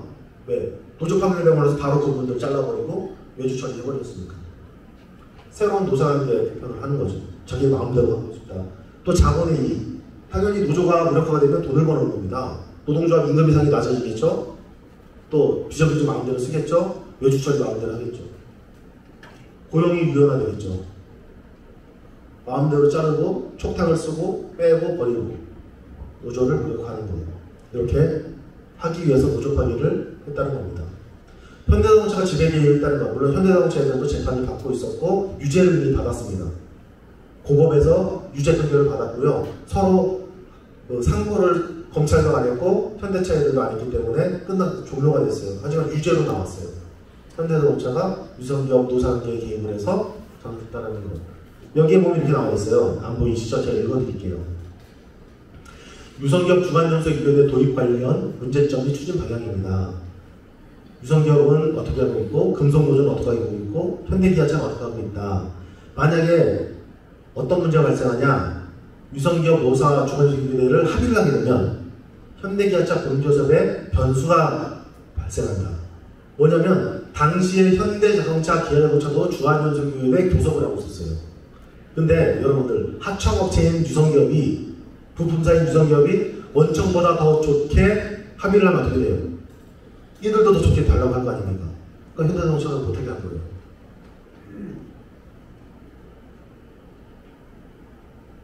근데 만약에 합의를 안 하게 되면 어떻게 될까? 생산 물량 점검 및 구동 부품 개발진에서 검토 중인데 뭐냐면 일부 부품 공급에 차질이 있다.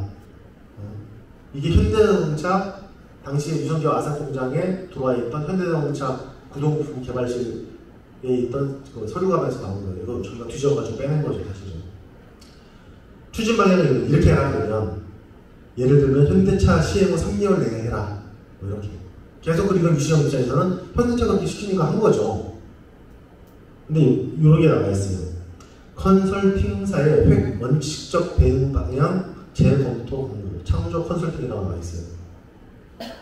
경주 발레오 전장 사례에 대한 맹신 위험 경계.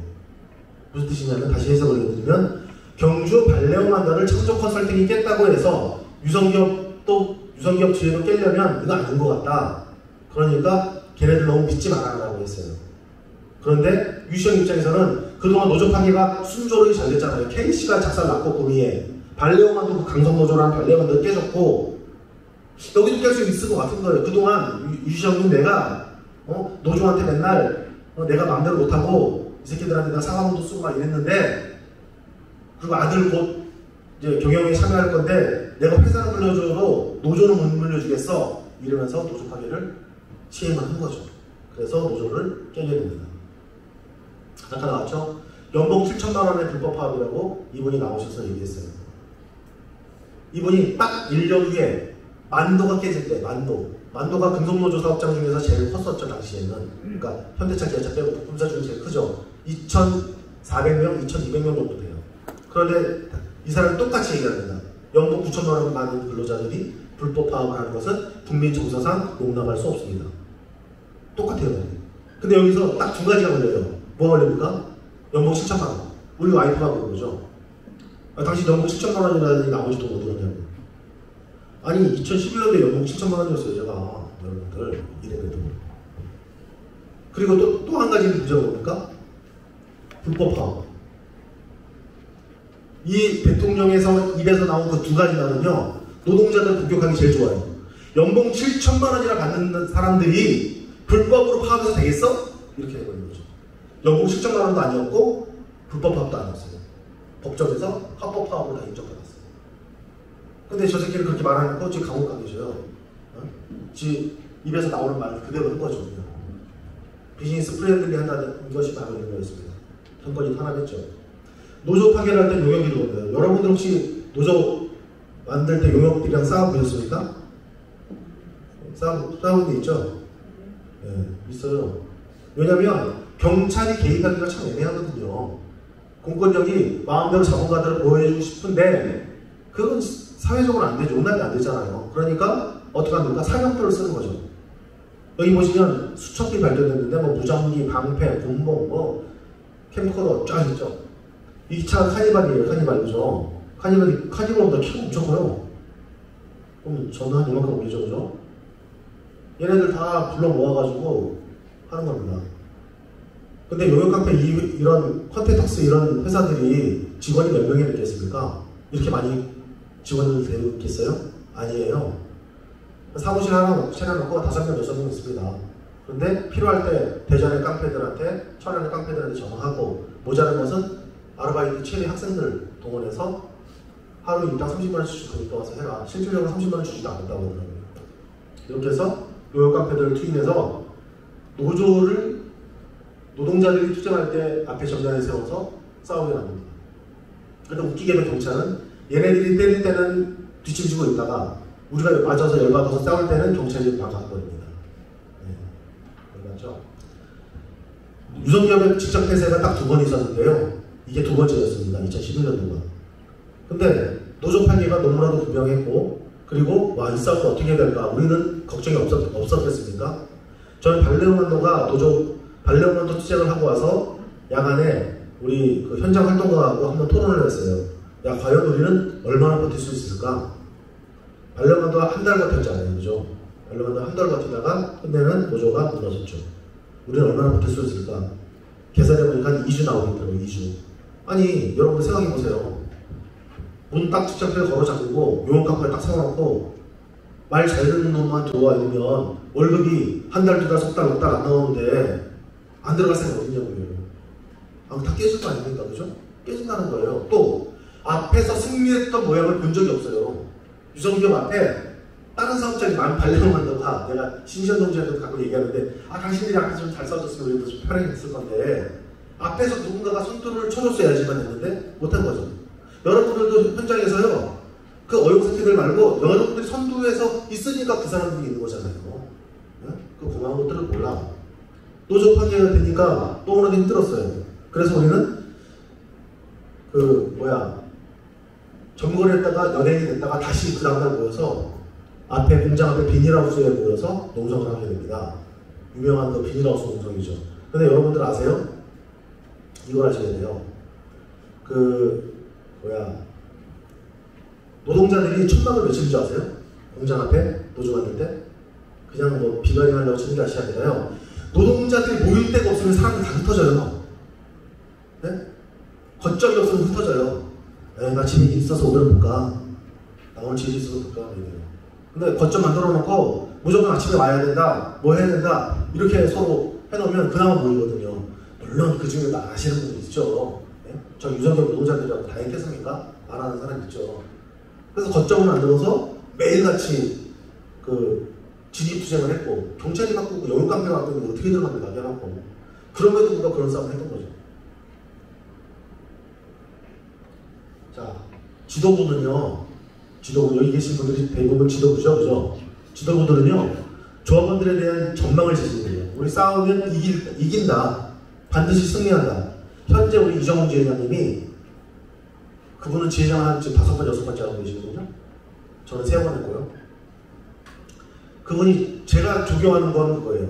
가장 어렵고 힘들고 눈앞이 깜깜하게 해도 우리 이긴다는 거예요. 아니 무슨 저런 헛소리가 다 있나 싶은데 끝내는 정리했어요. 우리 조합원들이 이겼다고 판단은 안 하고 있어요. 근데 여러분들이 봤을 때는 유성기업 투쟁, 아까 조직 부장님이 투쟁을 승리했고 뭐 이렇게 얘기하는데 막상 조합원들은 그렇게 생각하지 않더라고요. 조합원들한테 투쟁에 승리한다라는 전망을 제시해야 돼요. 우리 이렇게 싸울 것이라는 전망을 제시해야 돼요. 이것이 비록 10년이 걸릴지라도. 두 번째, 간부들은 선도 투쟁을 해야 돼요. 쫓기 입었다고 해서 경찰하고도 싸워야 되고 용역깡패하고도 싸워야 되고 부소장하고도 싸워야 되는 거잖아요. 쫓기 입었다는 이유 하나로. 지도부는 책임 있는 지도를 해야 돼요. 여기 지도부들 삭발했고 구속됐어요. 지도부들 구속됐죠. 다. 그리고 선전 언론 작업을 잘해야죠. 아까 얘기했지만 우리는 언론이 제대로 된 언론들이 없다 보니까 우리의 얘기가 조금이라도 나갈 수 있으려면 투쟁을 해야 되잖아요. 그죠? 투쟁을 해서 해야 된다는 거죠. 한겨레 21에서 인터뷰했던 재미있는 얘기가 있는데요. 어떤 내용이냐면 이런 겁니다. 이런 거예요. 맨날 교회에서 목사님이 저 데모하는 것들, 길 막아라고 하는 것들 막 욕하다가 막상 그 교회가 그 서울시에서 서울시당을 점유하고 있어서 그것을 이제 양도를 해야 되나 봐요. 그러니까 이제 보상금 조금 주고 나가려고 하니까 그 목사가 나중에는 길거리 나와서 투쟁을 한다는 거죠. 그러면서 얘기하더래요. 투쟁하는 사람들의 얘기를 이제서야 알겠다. 막상 내가 그 입장이 되니까 알겠다라는 거죠. 그러니까 선동 작업들을 굉장히 열심히 해야 되는 거예요. 다섯 번째는 현장 사수제예요. 제조사업장은요, 현장을 뺏기면 싸움이 길어져요. 그래서 현장 정보를 하는 거죠. 지도부는 책임질 수밖에 없어요. 현장 정보로 책임질 수밖에 없어요. 그런데 투쟁을 승리로 만들어내면 그 책임을 면하게 되겠죠. 적당하게 승리하면 책임을 일정적으로 지게 되겠죠. 요즘에는 손배감을 많이 때리니까 부담스럽기도 하잖아요. 껴놓고. 손배감을 지도부한테만 때리는 게 아니라 조합원들한테 때리라고 그러잖아요. 그래서 KC 노동자들이 그 손배감률을 30억을 3년 동안 갚았어요. 30억인가? 네, 그렇게 갚았던 걸로 알고 있어요. 조합원들이 다 17년 갚았어요. 이렇게 바깥에, 그러니까 안에서 투쟁을 이렇게 했던, 그래도 끝까지 투쟁했던 장면들입니다.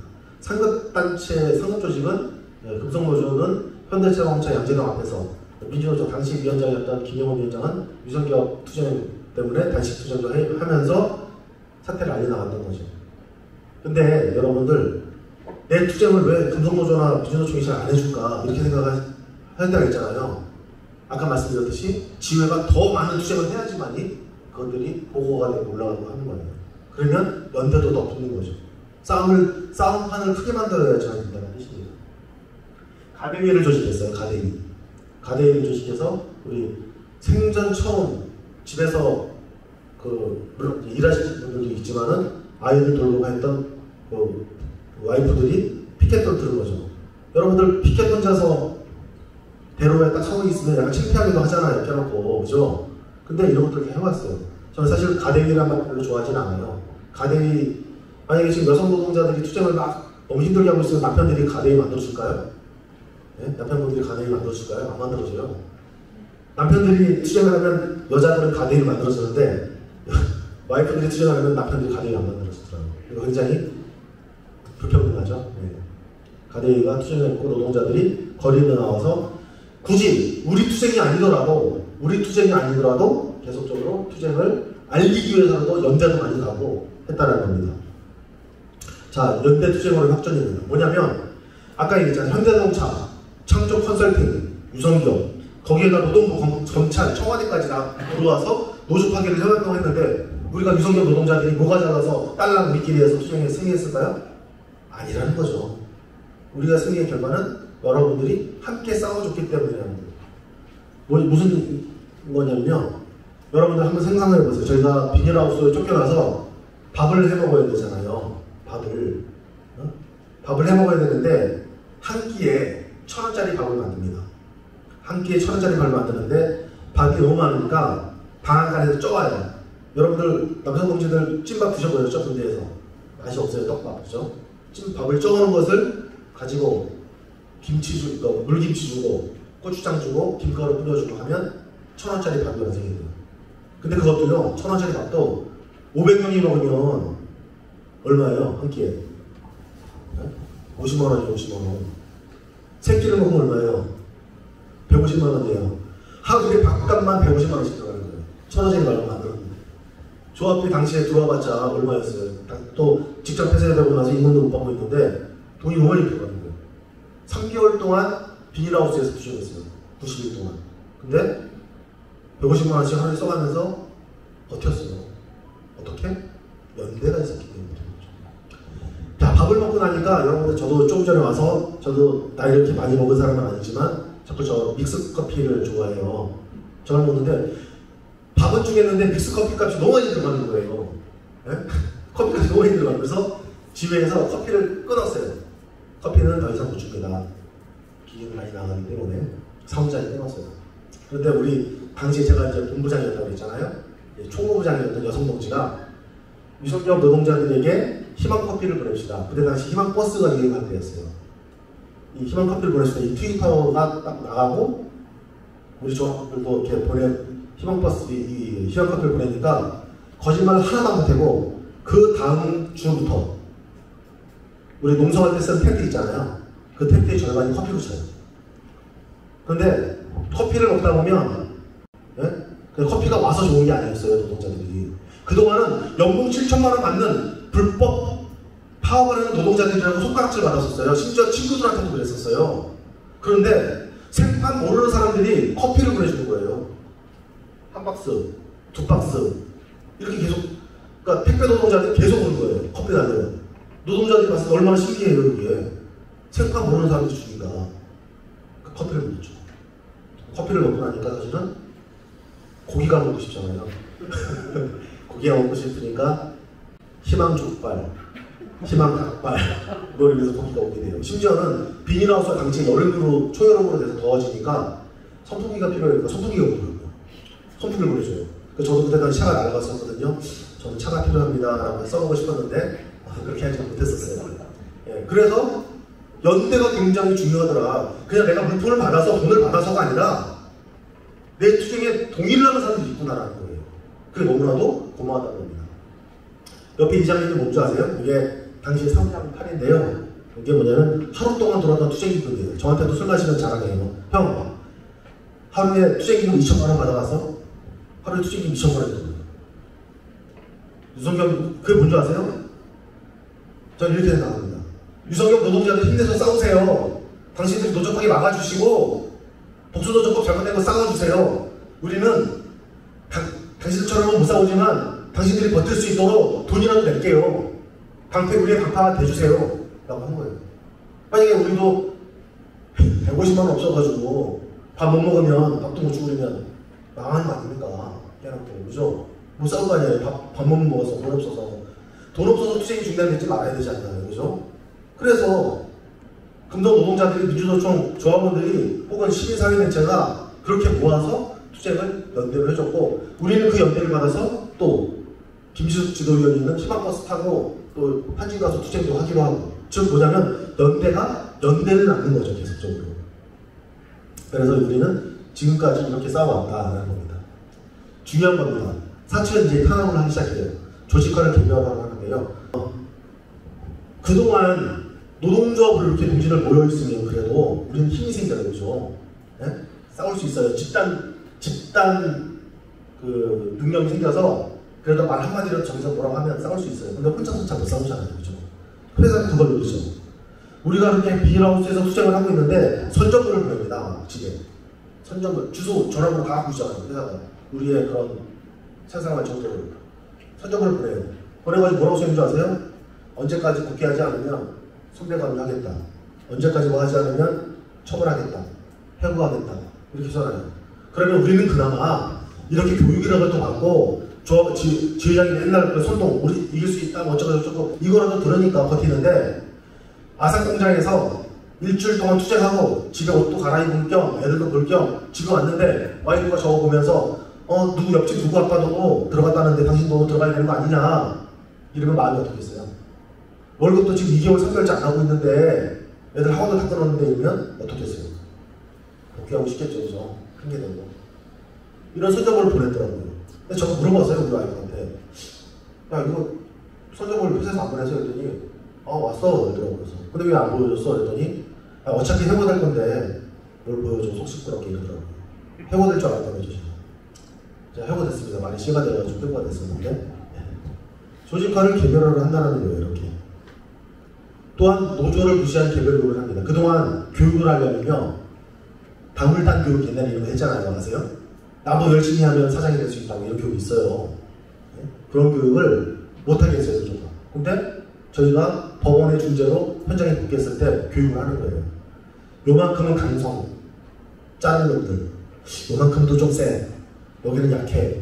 죄송해요. 여기는 약해. 약한 데는 그런 교육을 시켜요. 다물단 교육을. 근데 좀 센 데는 해고될 사람들은 교육도 안 시키고 그냥 술 먹게 하고 동강을 즐겨야 되더라고요. 어차피 짜는 놈들이라 생각을 하고 필요 없다 생각하고 저희가 버티다 못해 교육을 가게 됐어요. 교육을 갔는데 우리 조합원들이 투쟁을 하는 거죠. 교육장에서. 어떻게 투쟁했는지 아세요? 사측 강사가 나서 교육을 막 합니다. 그때 일제히 당시 2011년에 이제 스마트폰이 막 보급되기 시작했잖아요. 그죠? 스마트폰. 그러니까 스마트폰을 다 꺼내가지고 게임을 하는 거예요. 콜, 다이, 빙, 아시죠? 그것도 소리 들리게 해. 제가 교육하면 여러분들 막 그거 하면 기분 나쁘잖아요. 그죠? 뭐 하시는 겁니까? 이러면 아유 강사님은 교육이나 하세요. 저희는 이거 할 테니까. 이러면서 교육을 일부러 거부를 하는 거예요. 일주일 동안. 그러니까 사측, 그러면 우리 사측의 관리자도 와서 막 하고 몸싸움도 하고 저항을 계속 하는 거예요. 되지 않더라도. 그래서 또 징계 먹기도 하고. 그래서 일주일 동안 그런 교육을 받고 저항했다라는 그런 사람들도 있었어요. 근데 한 동지는 그러더라고요. 와, 나는 스마트폰을 안 가져서 한 번이라도 스마트폰 빌려달랬더니 안 빌려주더라고. 이게 동지냐. 나는 일주일 동안 테트리스만 했다. 옛날에 투지폰으로 테트리스 하는 거잖아요. 그거 했다는 거예요. 노조를 무시한 개별 교육을 그런 방식으로 사실은 버텨내야겠다. 불법적인 징계를 남발합니다. 저희는 징계가 다 무효가 됐어요. 저희 단협에는 뭐라고 되어 있냐면 쟁의행위 기간 중에는 징계할 수 없다고 되어 있어요. 쟁의행위 기간 중에는 징계할 수 없다. 그러니까 다 무효예요. 그냥 무조건 무효예요. 그래서 저도 해고가 됐지만 무효가 됐죠. 다 무효가 됐어요. 근데도 왜 징계를 먼저 하는 줄 아세요? 2차 해고자들이 현장으로 복귀하는데 5년, 6년 걸렸어요. 대법 판결이 5년, 6년 걸려요. 진노위, 중노위, 행정, 아니 1심, 2심, 3심. 그러면 회사는 나중에 들어오면 돈 주면 돼요. 여러분 한번 보세요. 조합원들이 이렇게 있어요. 근데 이렇게 5명이 핵심이에요. 여러분들이 핵심이겠죠? 요 사람들은 딱 잘라버렸어. 그럼 조합원들이 그럼 이 5명의 몫을 또 해서 싸울 수 있는 사람들이 별로 없잖아요. 회사 그걸 노린 거죠. 21명을 딱 해고시킨 거예요. 해고시켜서 너네들이 대법 판결로 들어와서 5년 안에 노조를 깨버리겠다. 이건 거죠. 들어와봤자 노조는 없어. 이정당 사건 아세요? 이정당 사건? 박정희 씨가 자기가 정치적으로 위기가 오자 무고한 사람을 간첩 조작을 해서 사형했잖아요. 선고하고 다음날 새벽에 다 죽였잖아요. 목매 나왔잖아요. 그것이 40몇 년 만에 무죄로 나왔잖아요. 무죄 나온 거예요. 박정희 씨도 없고 그 돌아가신 분 살릴 수 없는데. 법이라는 게 그런 거예요. 주먹은 가깝고 법은 멀고 그걸 노렸던 거죠. 우리는 그래서 오랫동안 버틸 수밖에 없는 거예요. 2011년에 노조 파기 사건이 2017년 2월 달에나 처벌할 수 있었던 거예요. 노조가 쎄빠지게 투쟁을 해서. 근데 버티고 살리다 보면 여러분들께 말씀드리고 싶은 것은요, 뭐냐면요. 내가 힘들면 회사도 힘들어요. 똑같아요. 불법적인 징계를 남발했습니다. 그리고 어용노조를 이용하죠. 어용노조. 지금은 차별이 많이 조금은 없어졌겠지만 저희 조합원들은요. 2011년, 2014년, 15년, 16년, 17년, 18년, 19년까지 임금 인상을 못했어요. 7년치를 8년치를 못했어요.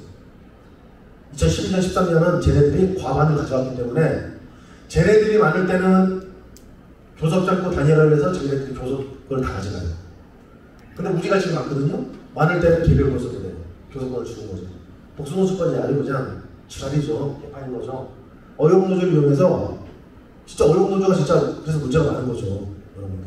너무나도 이게 거기 있는 사람들도 얘기를 해보면요. 이래요. 우리 어용노조가 잘못하고 있는 거 알아. 근데 난 못 가. 아까 제가 말씀드린 게 뭔지 아세요? 사슬을 내가 끊었느냐 안 끊었느냐의 차이예요. 내 스스로 이 사슬을 풀고 나선 사람하고 사슬을 못 끊고 있는 사람은 끝까지 못 끊어요. 서커스에는 코끼리가 그렇다면서요. 쇠사슬 이렇게 묶어놓고 자기 힘으로 사슬을 끊을 수도 있는데 이것을 묶어놓은 자리에서만 변경이 된대요. 나중에 다른 사람이 풀러줘도 이것을 못하는 거죠. 계란에서 닭이 나올 때 스스로 깨고 나오지 않으면 약하다면서요. 누가 도와주면 안 된다면서요. 마찬가지예요. 노동자들이 스스로 투쟁을 하지 않으면 안 된다는 거죠. 어용노조를 가지고 굉장히 이용합니다. 한 재밌는 얘기를 하나 해드릴게요. 저희가 비닐하우스에서 투쟁을 하고 있는데 그냥 투쟁만 했겠습니까? 아까 말씀드렸듯이 집에 가면은 와이프가 애들 학원 다 끊었다, 옆집 누구 아빠도 복귀했다 이 소리 듣죠. 밤만 되면 회사 사람들부터 전화 와요. 차라리 강경한 사람들한테 전화 안 와요. 저 같은 사람한테 전화 안 하겠죠, 그죠? 예? 욕만 쌍는 것만 먹으니까. 근데 약한 사람한테 전화 와요. 근데 이 사람들도 도배합니다. 아주 약한 사람한테는 이렇게 얘기해요.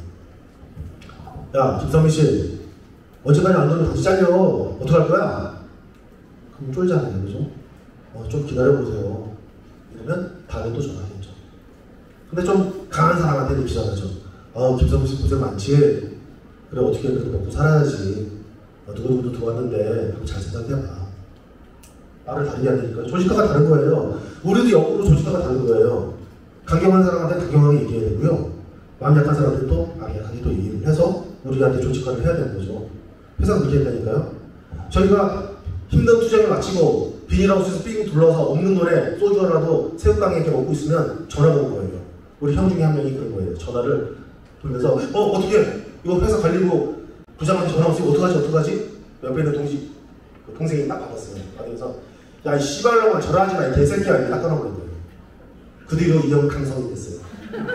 회사에서 징계를 오지게 먹었죠. 제가 말씀드리고 싶은 건 뭐냐면요. 선택의 여지가 없어요. 어영으로 갈까? 금속이 있을까? 이게 아니라 해고자들은 선택의 여지가 없으니까 끝까지 투쟁할 수밖에 없어요. 선택의 여지가 없잖아요. 근데 조합원들은 선택의 여지가 많을 수밖에 없어요. 근데 그 선택을 딱 잘라내는 순간 전화하지 마 이 개새끼야 이러면 전화하겠어요? 안 한단 말이에요. 근데 좀만 기다려보세요 이러면 전화해요. 선택의 여지 없는 분들은 자꾸 선택의 여지를 만듭니다. 근데 그 형은 와서 진짜 강경한 사람이 됐어요. 자기가 원하지 않게 강경한 사람이 됐어요. 그렇게 해서 투쟁을 했었습니다. 어용을 통해서 임금차별을 했었고요. 지금 이제 이번 달 말에 그동안 밀렸던 임금을 준다고 해요, 회사가. 그 임금이 저번에 받았지만은 3천에서 4천만 원 정도가 되는 거예요. 어용을 넘어오면 이돈 줄 테니까 넘어와. 얼마나 이렇게 꼬우셨겠어요, 우리 조합원들이.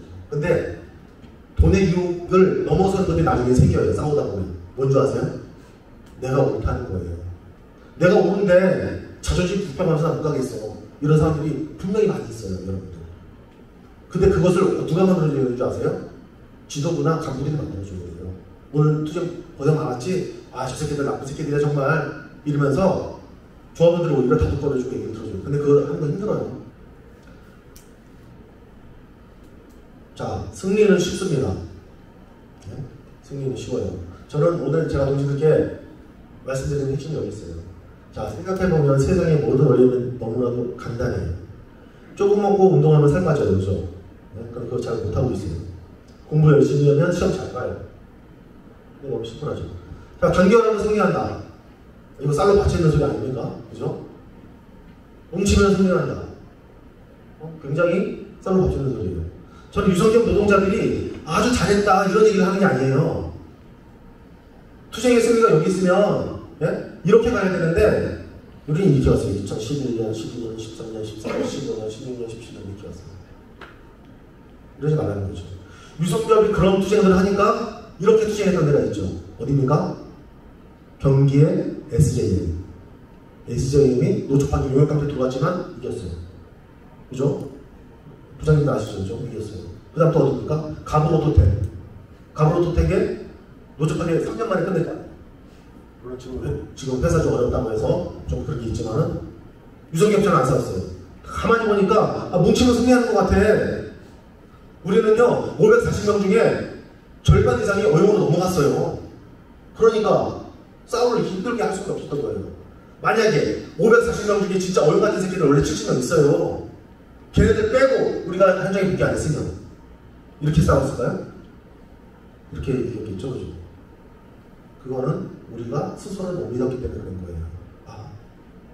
나 안 들어오고 있는데 나만 이 새끼가 먼저 들어가면 어떡하지?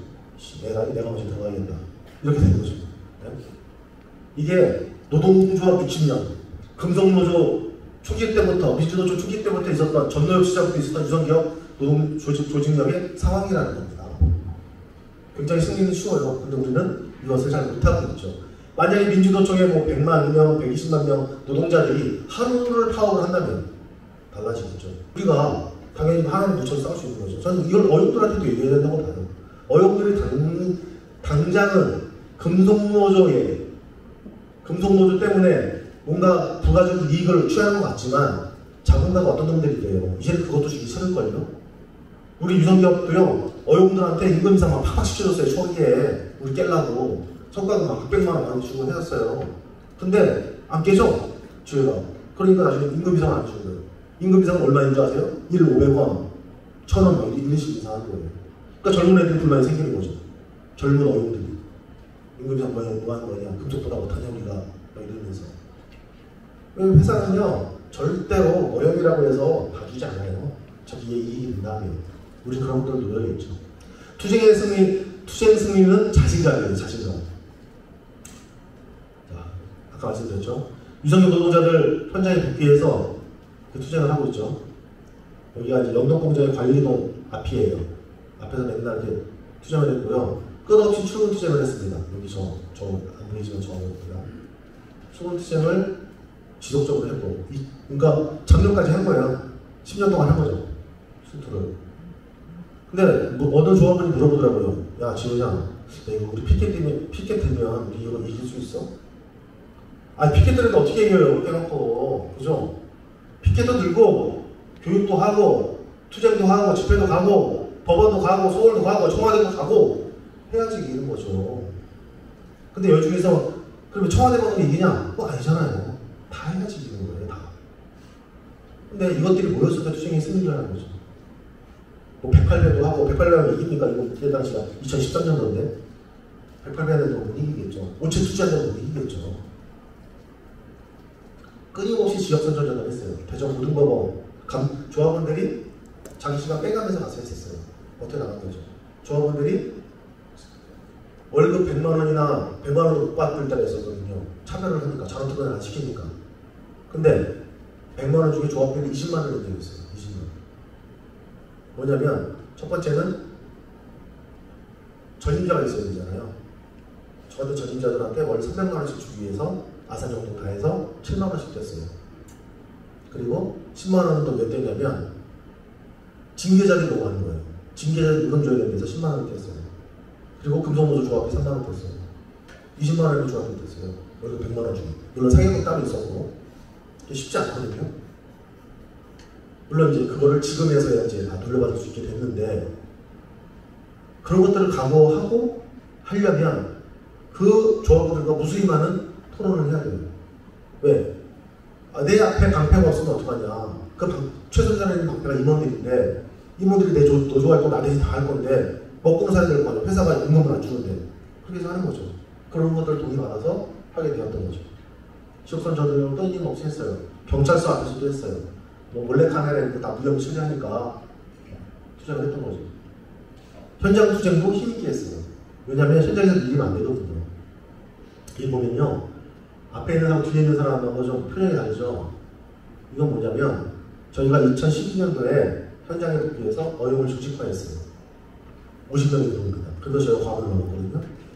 끝까지 싸웠던 사람들 중에도 사실은 투쟁하기 싫어서 안 나오다가 그냥 해서 끝까지 버틴 사람들도 있어요. 근데 그 사람하고 현장 복귀하려면 소위 지회장까지 했던 사람이 지부의 수석 부지부장까지 했던 사람이 복귀를 했어요.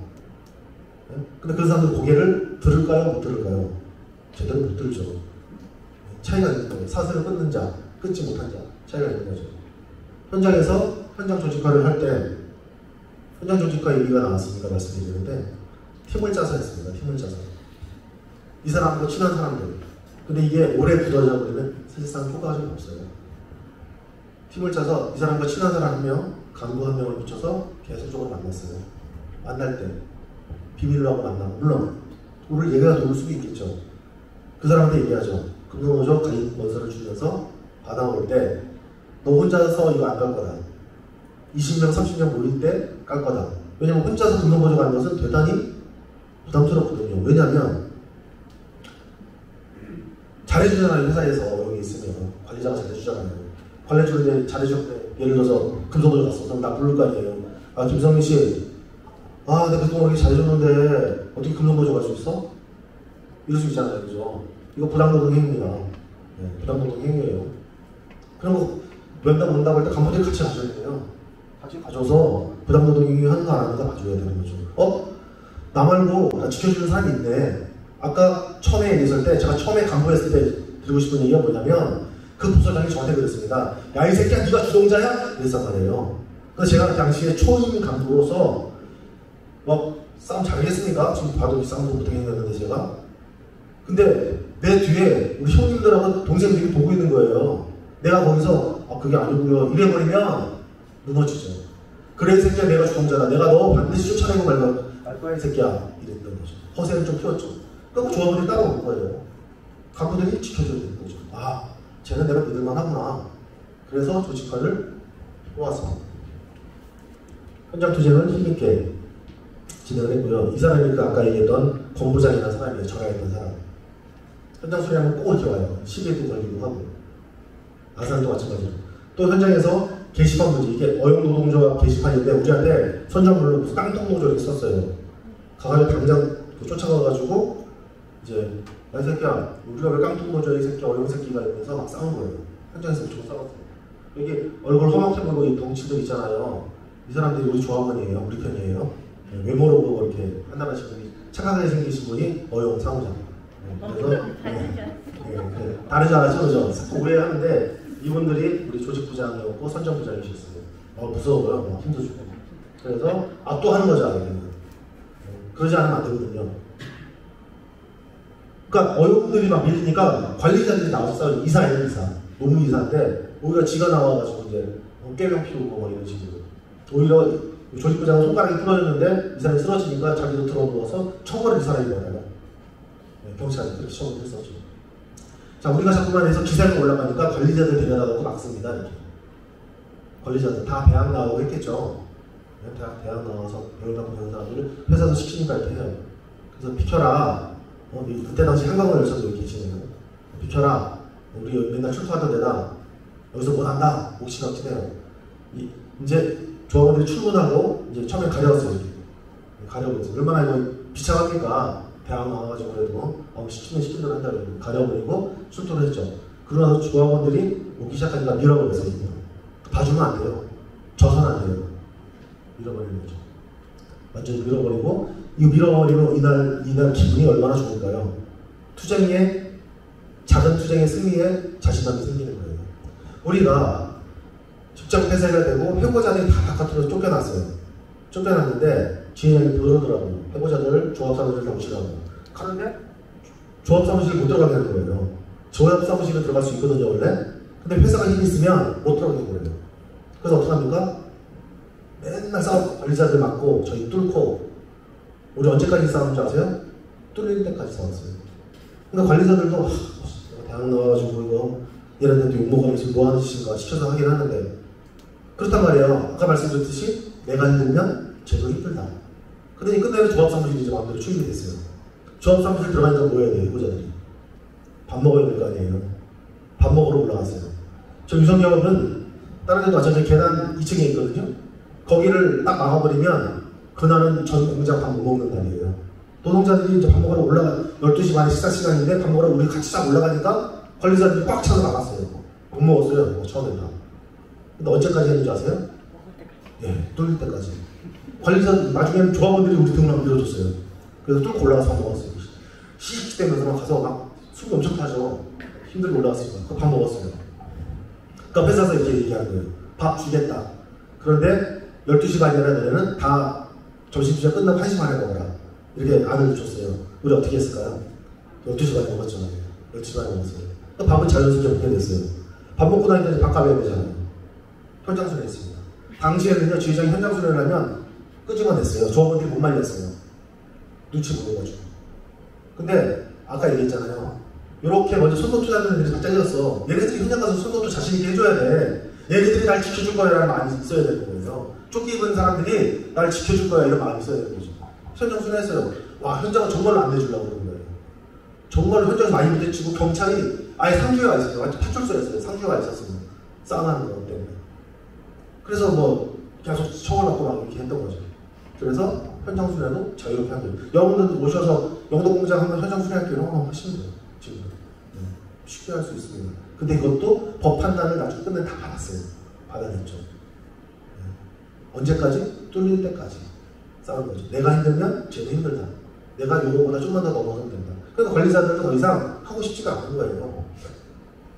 그런 현장 투쟁들을 해왔다는 겁니다. 그럼에도 불구하고 계속 거짓말하죠. 제가 이 사진을 왜 넣냐면요. 이 친구가요. 영동공장에서 유시영 회장이에요. 간부죠. 이 친구가 제일 먼저 현장으로 복귀한 사람이에요. 영동공장에서. 입사한 지가 안 됐었어요. 그러니까 현장 복귀하니까 이제 복귀한 거죠. 어린 친구가. 근데 미안해서 간부하고 되게 열심히 해요. 이 친구가 현장에 딱 붙겠는데 어느 날 회식을 시켜줘요. 주로요. 30살쯤에서.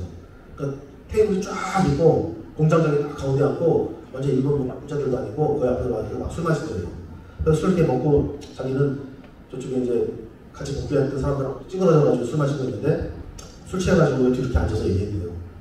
형님 우리가 복귀하지 않았으면 어떻게 됐을까요? 금속이 이겼겠지. 조합원들이 아는 거예요. 우리가 복귀 안 했으면 이겼다는 것을 아는 거예요. 근데 못 믿는 거예요. 투쟁의 확신이 없는 거예요. 네? 그렇기 때문에 알면서 이렇게 됐다는 거죠. 이게 그러면서 강조하면서 유시영 회장 쫓아다니면서 좀 가리고 왜 묻지 않느냐 하고 이렇게 주장을 하는 거죠. 2차 때도 징계를 받았죠.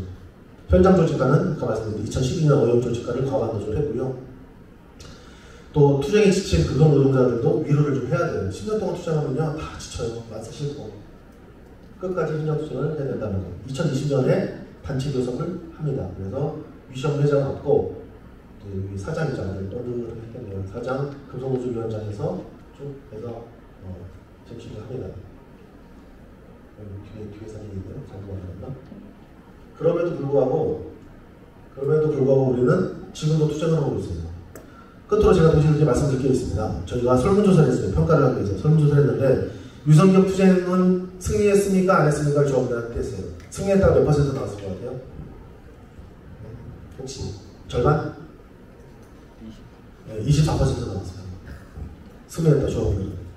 저희 해고자 다 복직했어요. 해고자 다 복직했어요. 징계자 다 복직했어요. 이 밀리는 건 다 받아가요. 업무차도 받았어요. 조합하면서도 받고 카니발 다 내주더라고요. 심지어 전임자도 인정하고요. 다 했어요. 지금 충남지구 지구조택위원회에도 참여를 하고 있어요. 근데 조합원들은 24%가 승리했다고 생각해요. 50%는 뭐냐면 회사나 지회나 상처받는 영광이다. 즉 비겼다는 거죠. 나머지는 25%는 졌다라고 얘기하고 있어요. 우리가 욕심이 많았을까? 그래서 분석을 해보니까 이런 겁니다. 여기서 중요한 거 있는 거예요. 제가 본부장을 마치고 2011년도부터 2014년도까지 민주노총지역 본부장을 마치고 현장에 복귀를 했어요. 복귀를 하고 나서 지회장을 했습니다. 2015년도에. 15년도에 지회장을 하고 나서 16년도에 한국열사가 돌아가셨잖아요. 한국열사 돌아가셨을 때 엄청나게 투쟁을 했죠.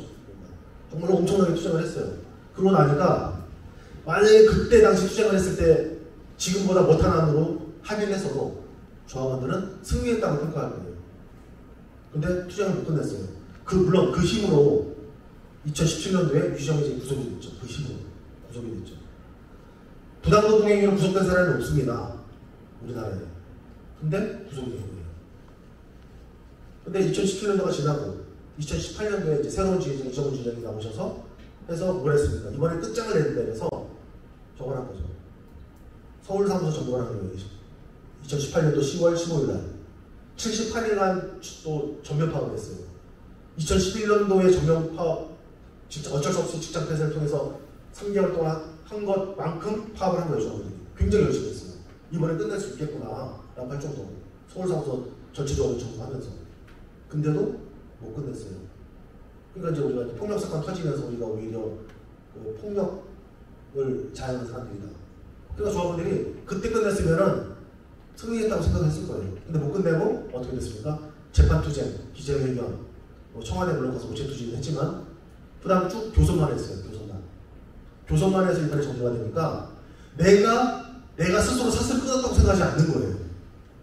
그 투쟁을 막 열심히 막 집단적으로 같이 함께 했을 때 끝났으면 야 내가 이때 투쟁 이렇게 했지 라고 얘기할 건데 2년 가까이 교섭만 해서 교섭을 했으니까 원래 교섭을 그때 안 했죠. 그 투쟁이 있었기 때문에 된 건데 조합원들은 내가 승리했다고 생각하지 않아요. 어용들한테 내가 그런 얘기를 했습니다. 임금 인상을 하는데 한 달에 10만 원을 투쟁을 해서 따내는 것과 그냥 회사가 주는 것과 어떤 차이가 있나? 투쟁 안 해서 따는 게 더 좋지. 이렇게 얘기해요. 근데 노동자들은요, 투쟁을 해서 딴 게 내게 되는 거예요. 그냥 10만 원을 받으면 노예가 되는 거죠. 다르다니까요. 그것을 저는 이번 그 24%에서 절실히 느꼈습니다. 만약에 그때 당시 합의를 했었으면 오히려 투쟁의 성과로 가져갔을 건데 그렇지 못했다는 것이 굉장히 안타깝습니다. 자, 오늘 노동자들은 노동조합을 만들어서 투쟁을 해야 된다부터 누구나 다 노동자로 투쟁을 할 수밖에 없다는 것부터 같이 연대를 해야 된다는 것, 유성기업 노조 파기와 조직 사례 이런 것들을 좀 짧게 함축적으로 해서 좀 아쉽지만요. 동지들 일선에서 바로 현장에서 이것을 그대로 대입해서 싸우기는 어려울 겁니다. 내만 같지 않잖아요. 우리 저희 정원들은 내만 같지 않은데 그럼에도 불구하고 끝까지 투쟁하는 것이 중요하다. 끝까지 조직하는 것이 중요하다. 또 어떤 투쟁이든 반드시 끝은 있다. 저희 지금 끝난 것 같지만 또 투쟁해요. 인간적 투쟁하고요. 네? 주간연수기대 투쟁 또 해야 돼요.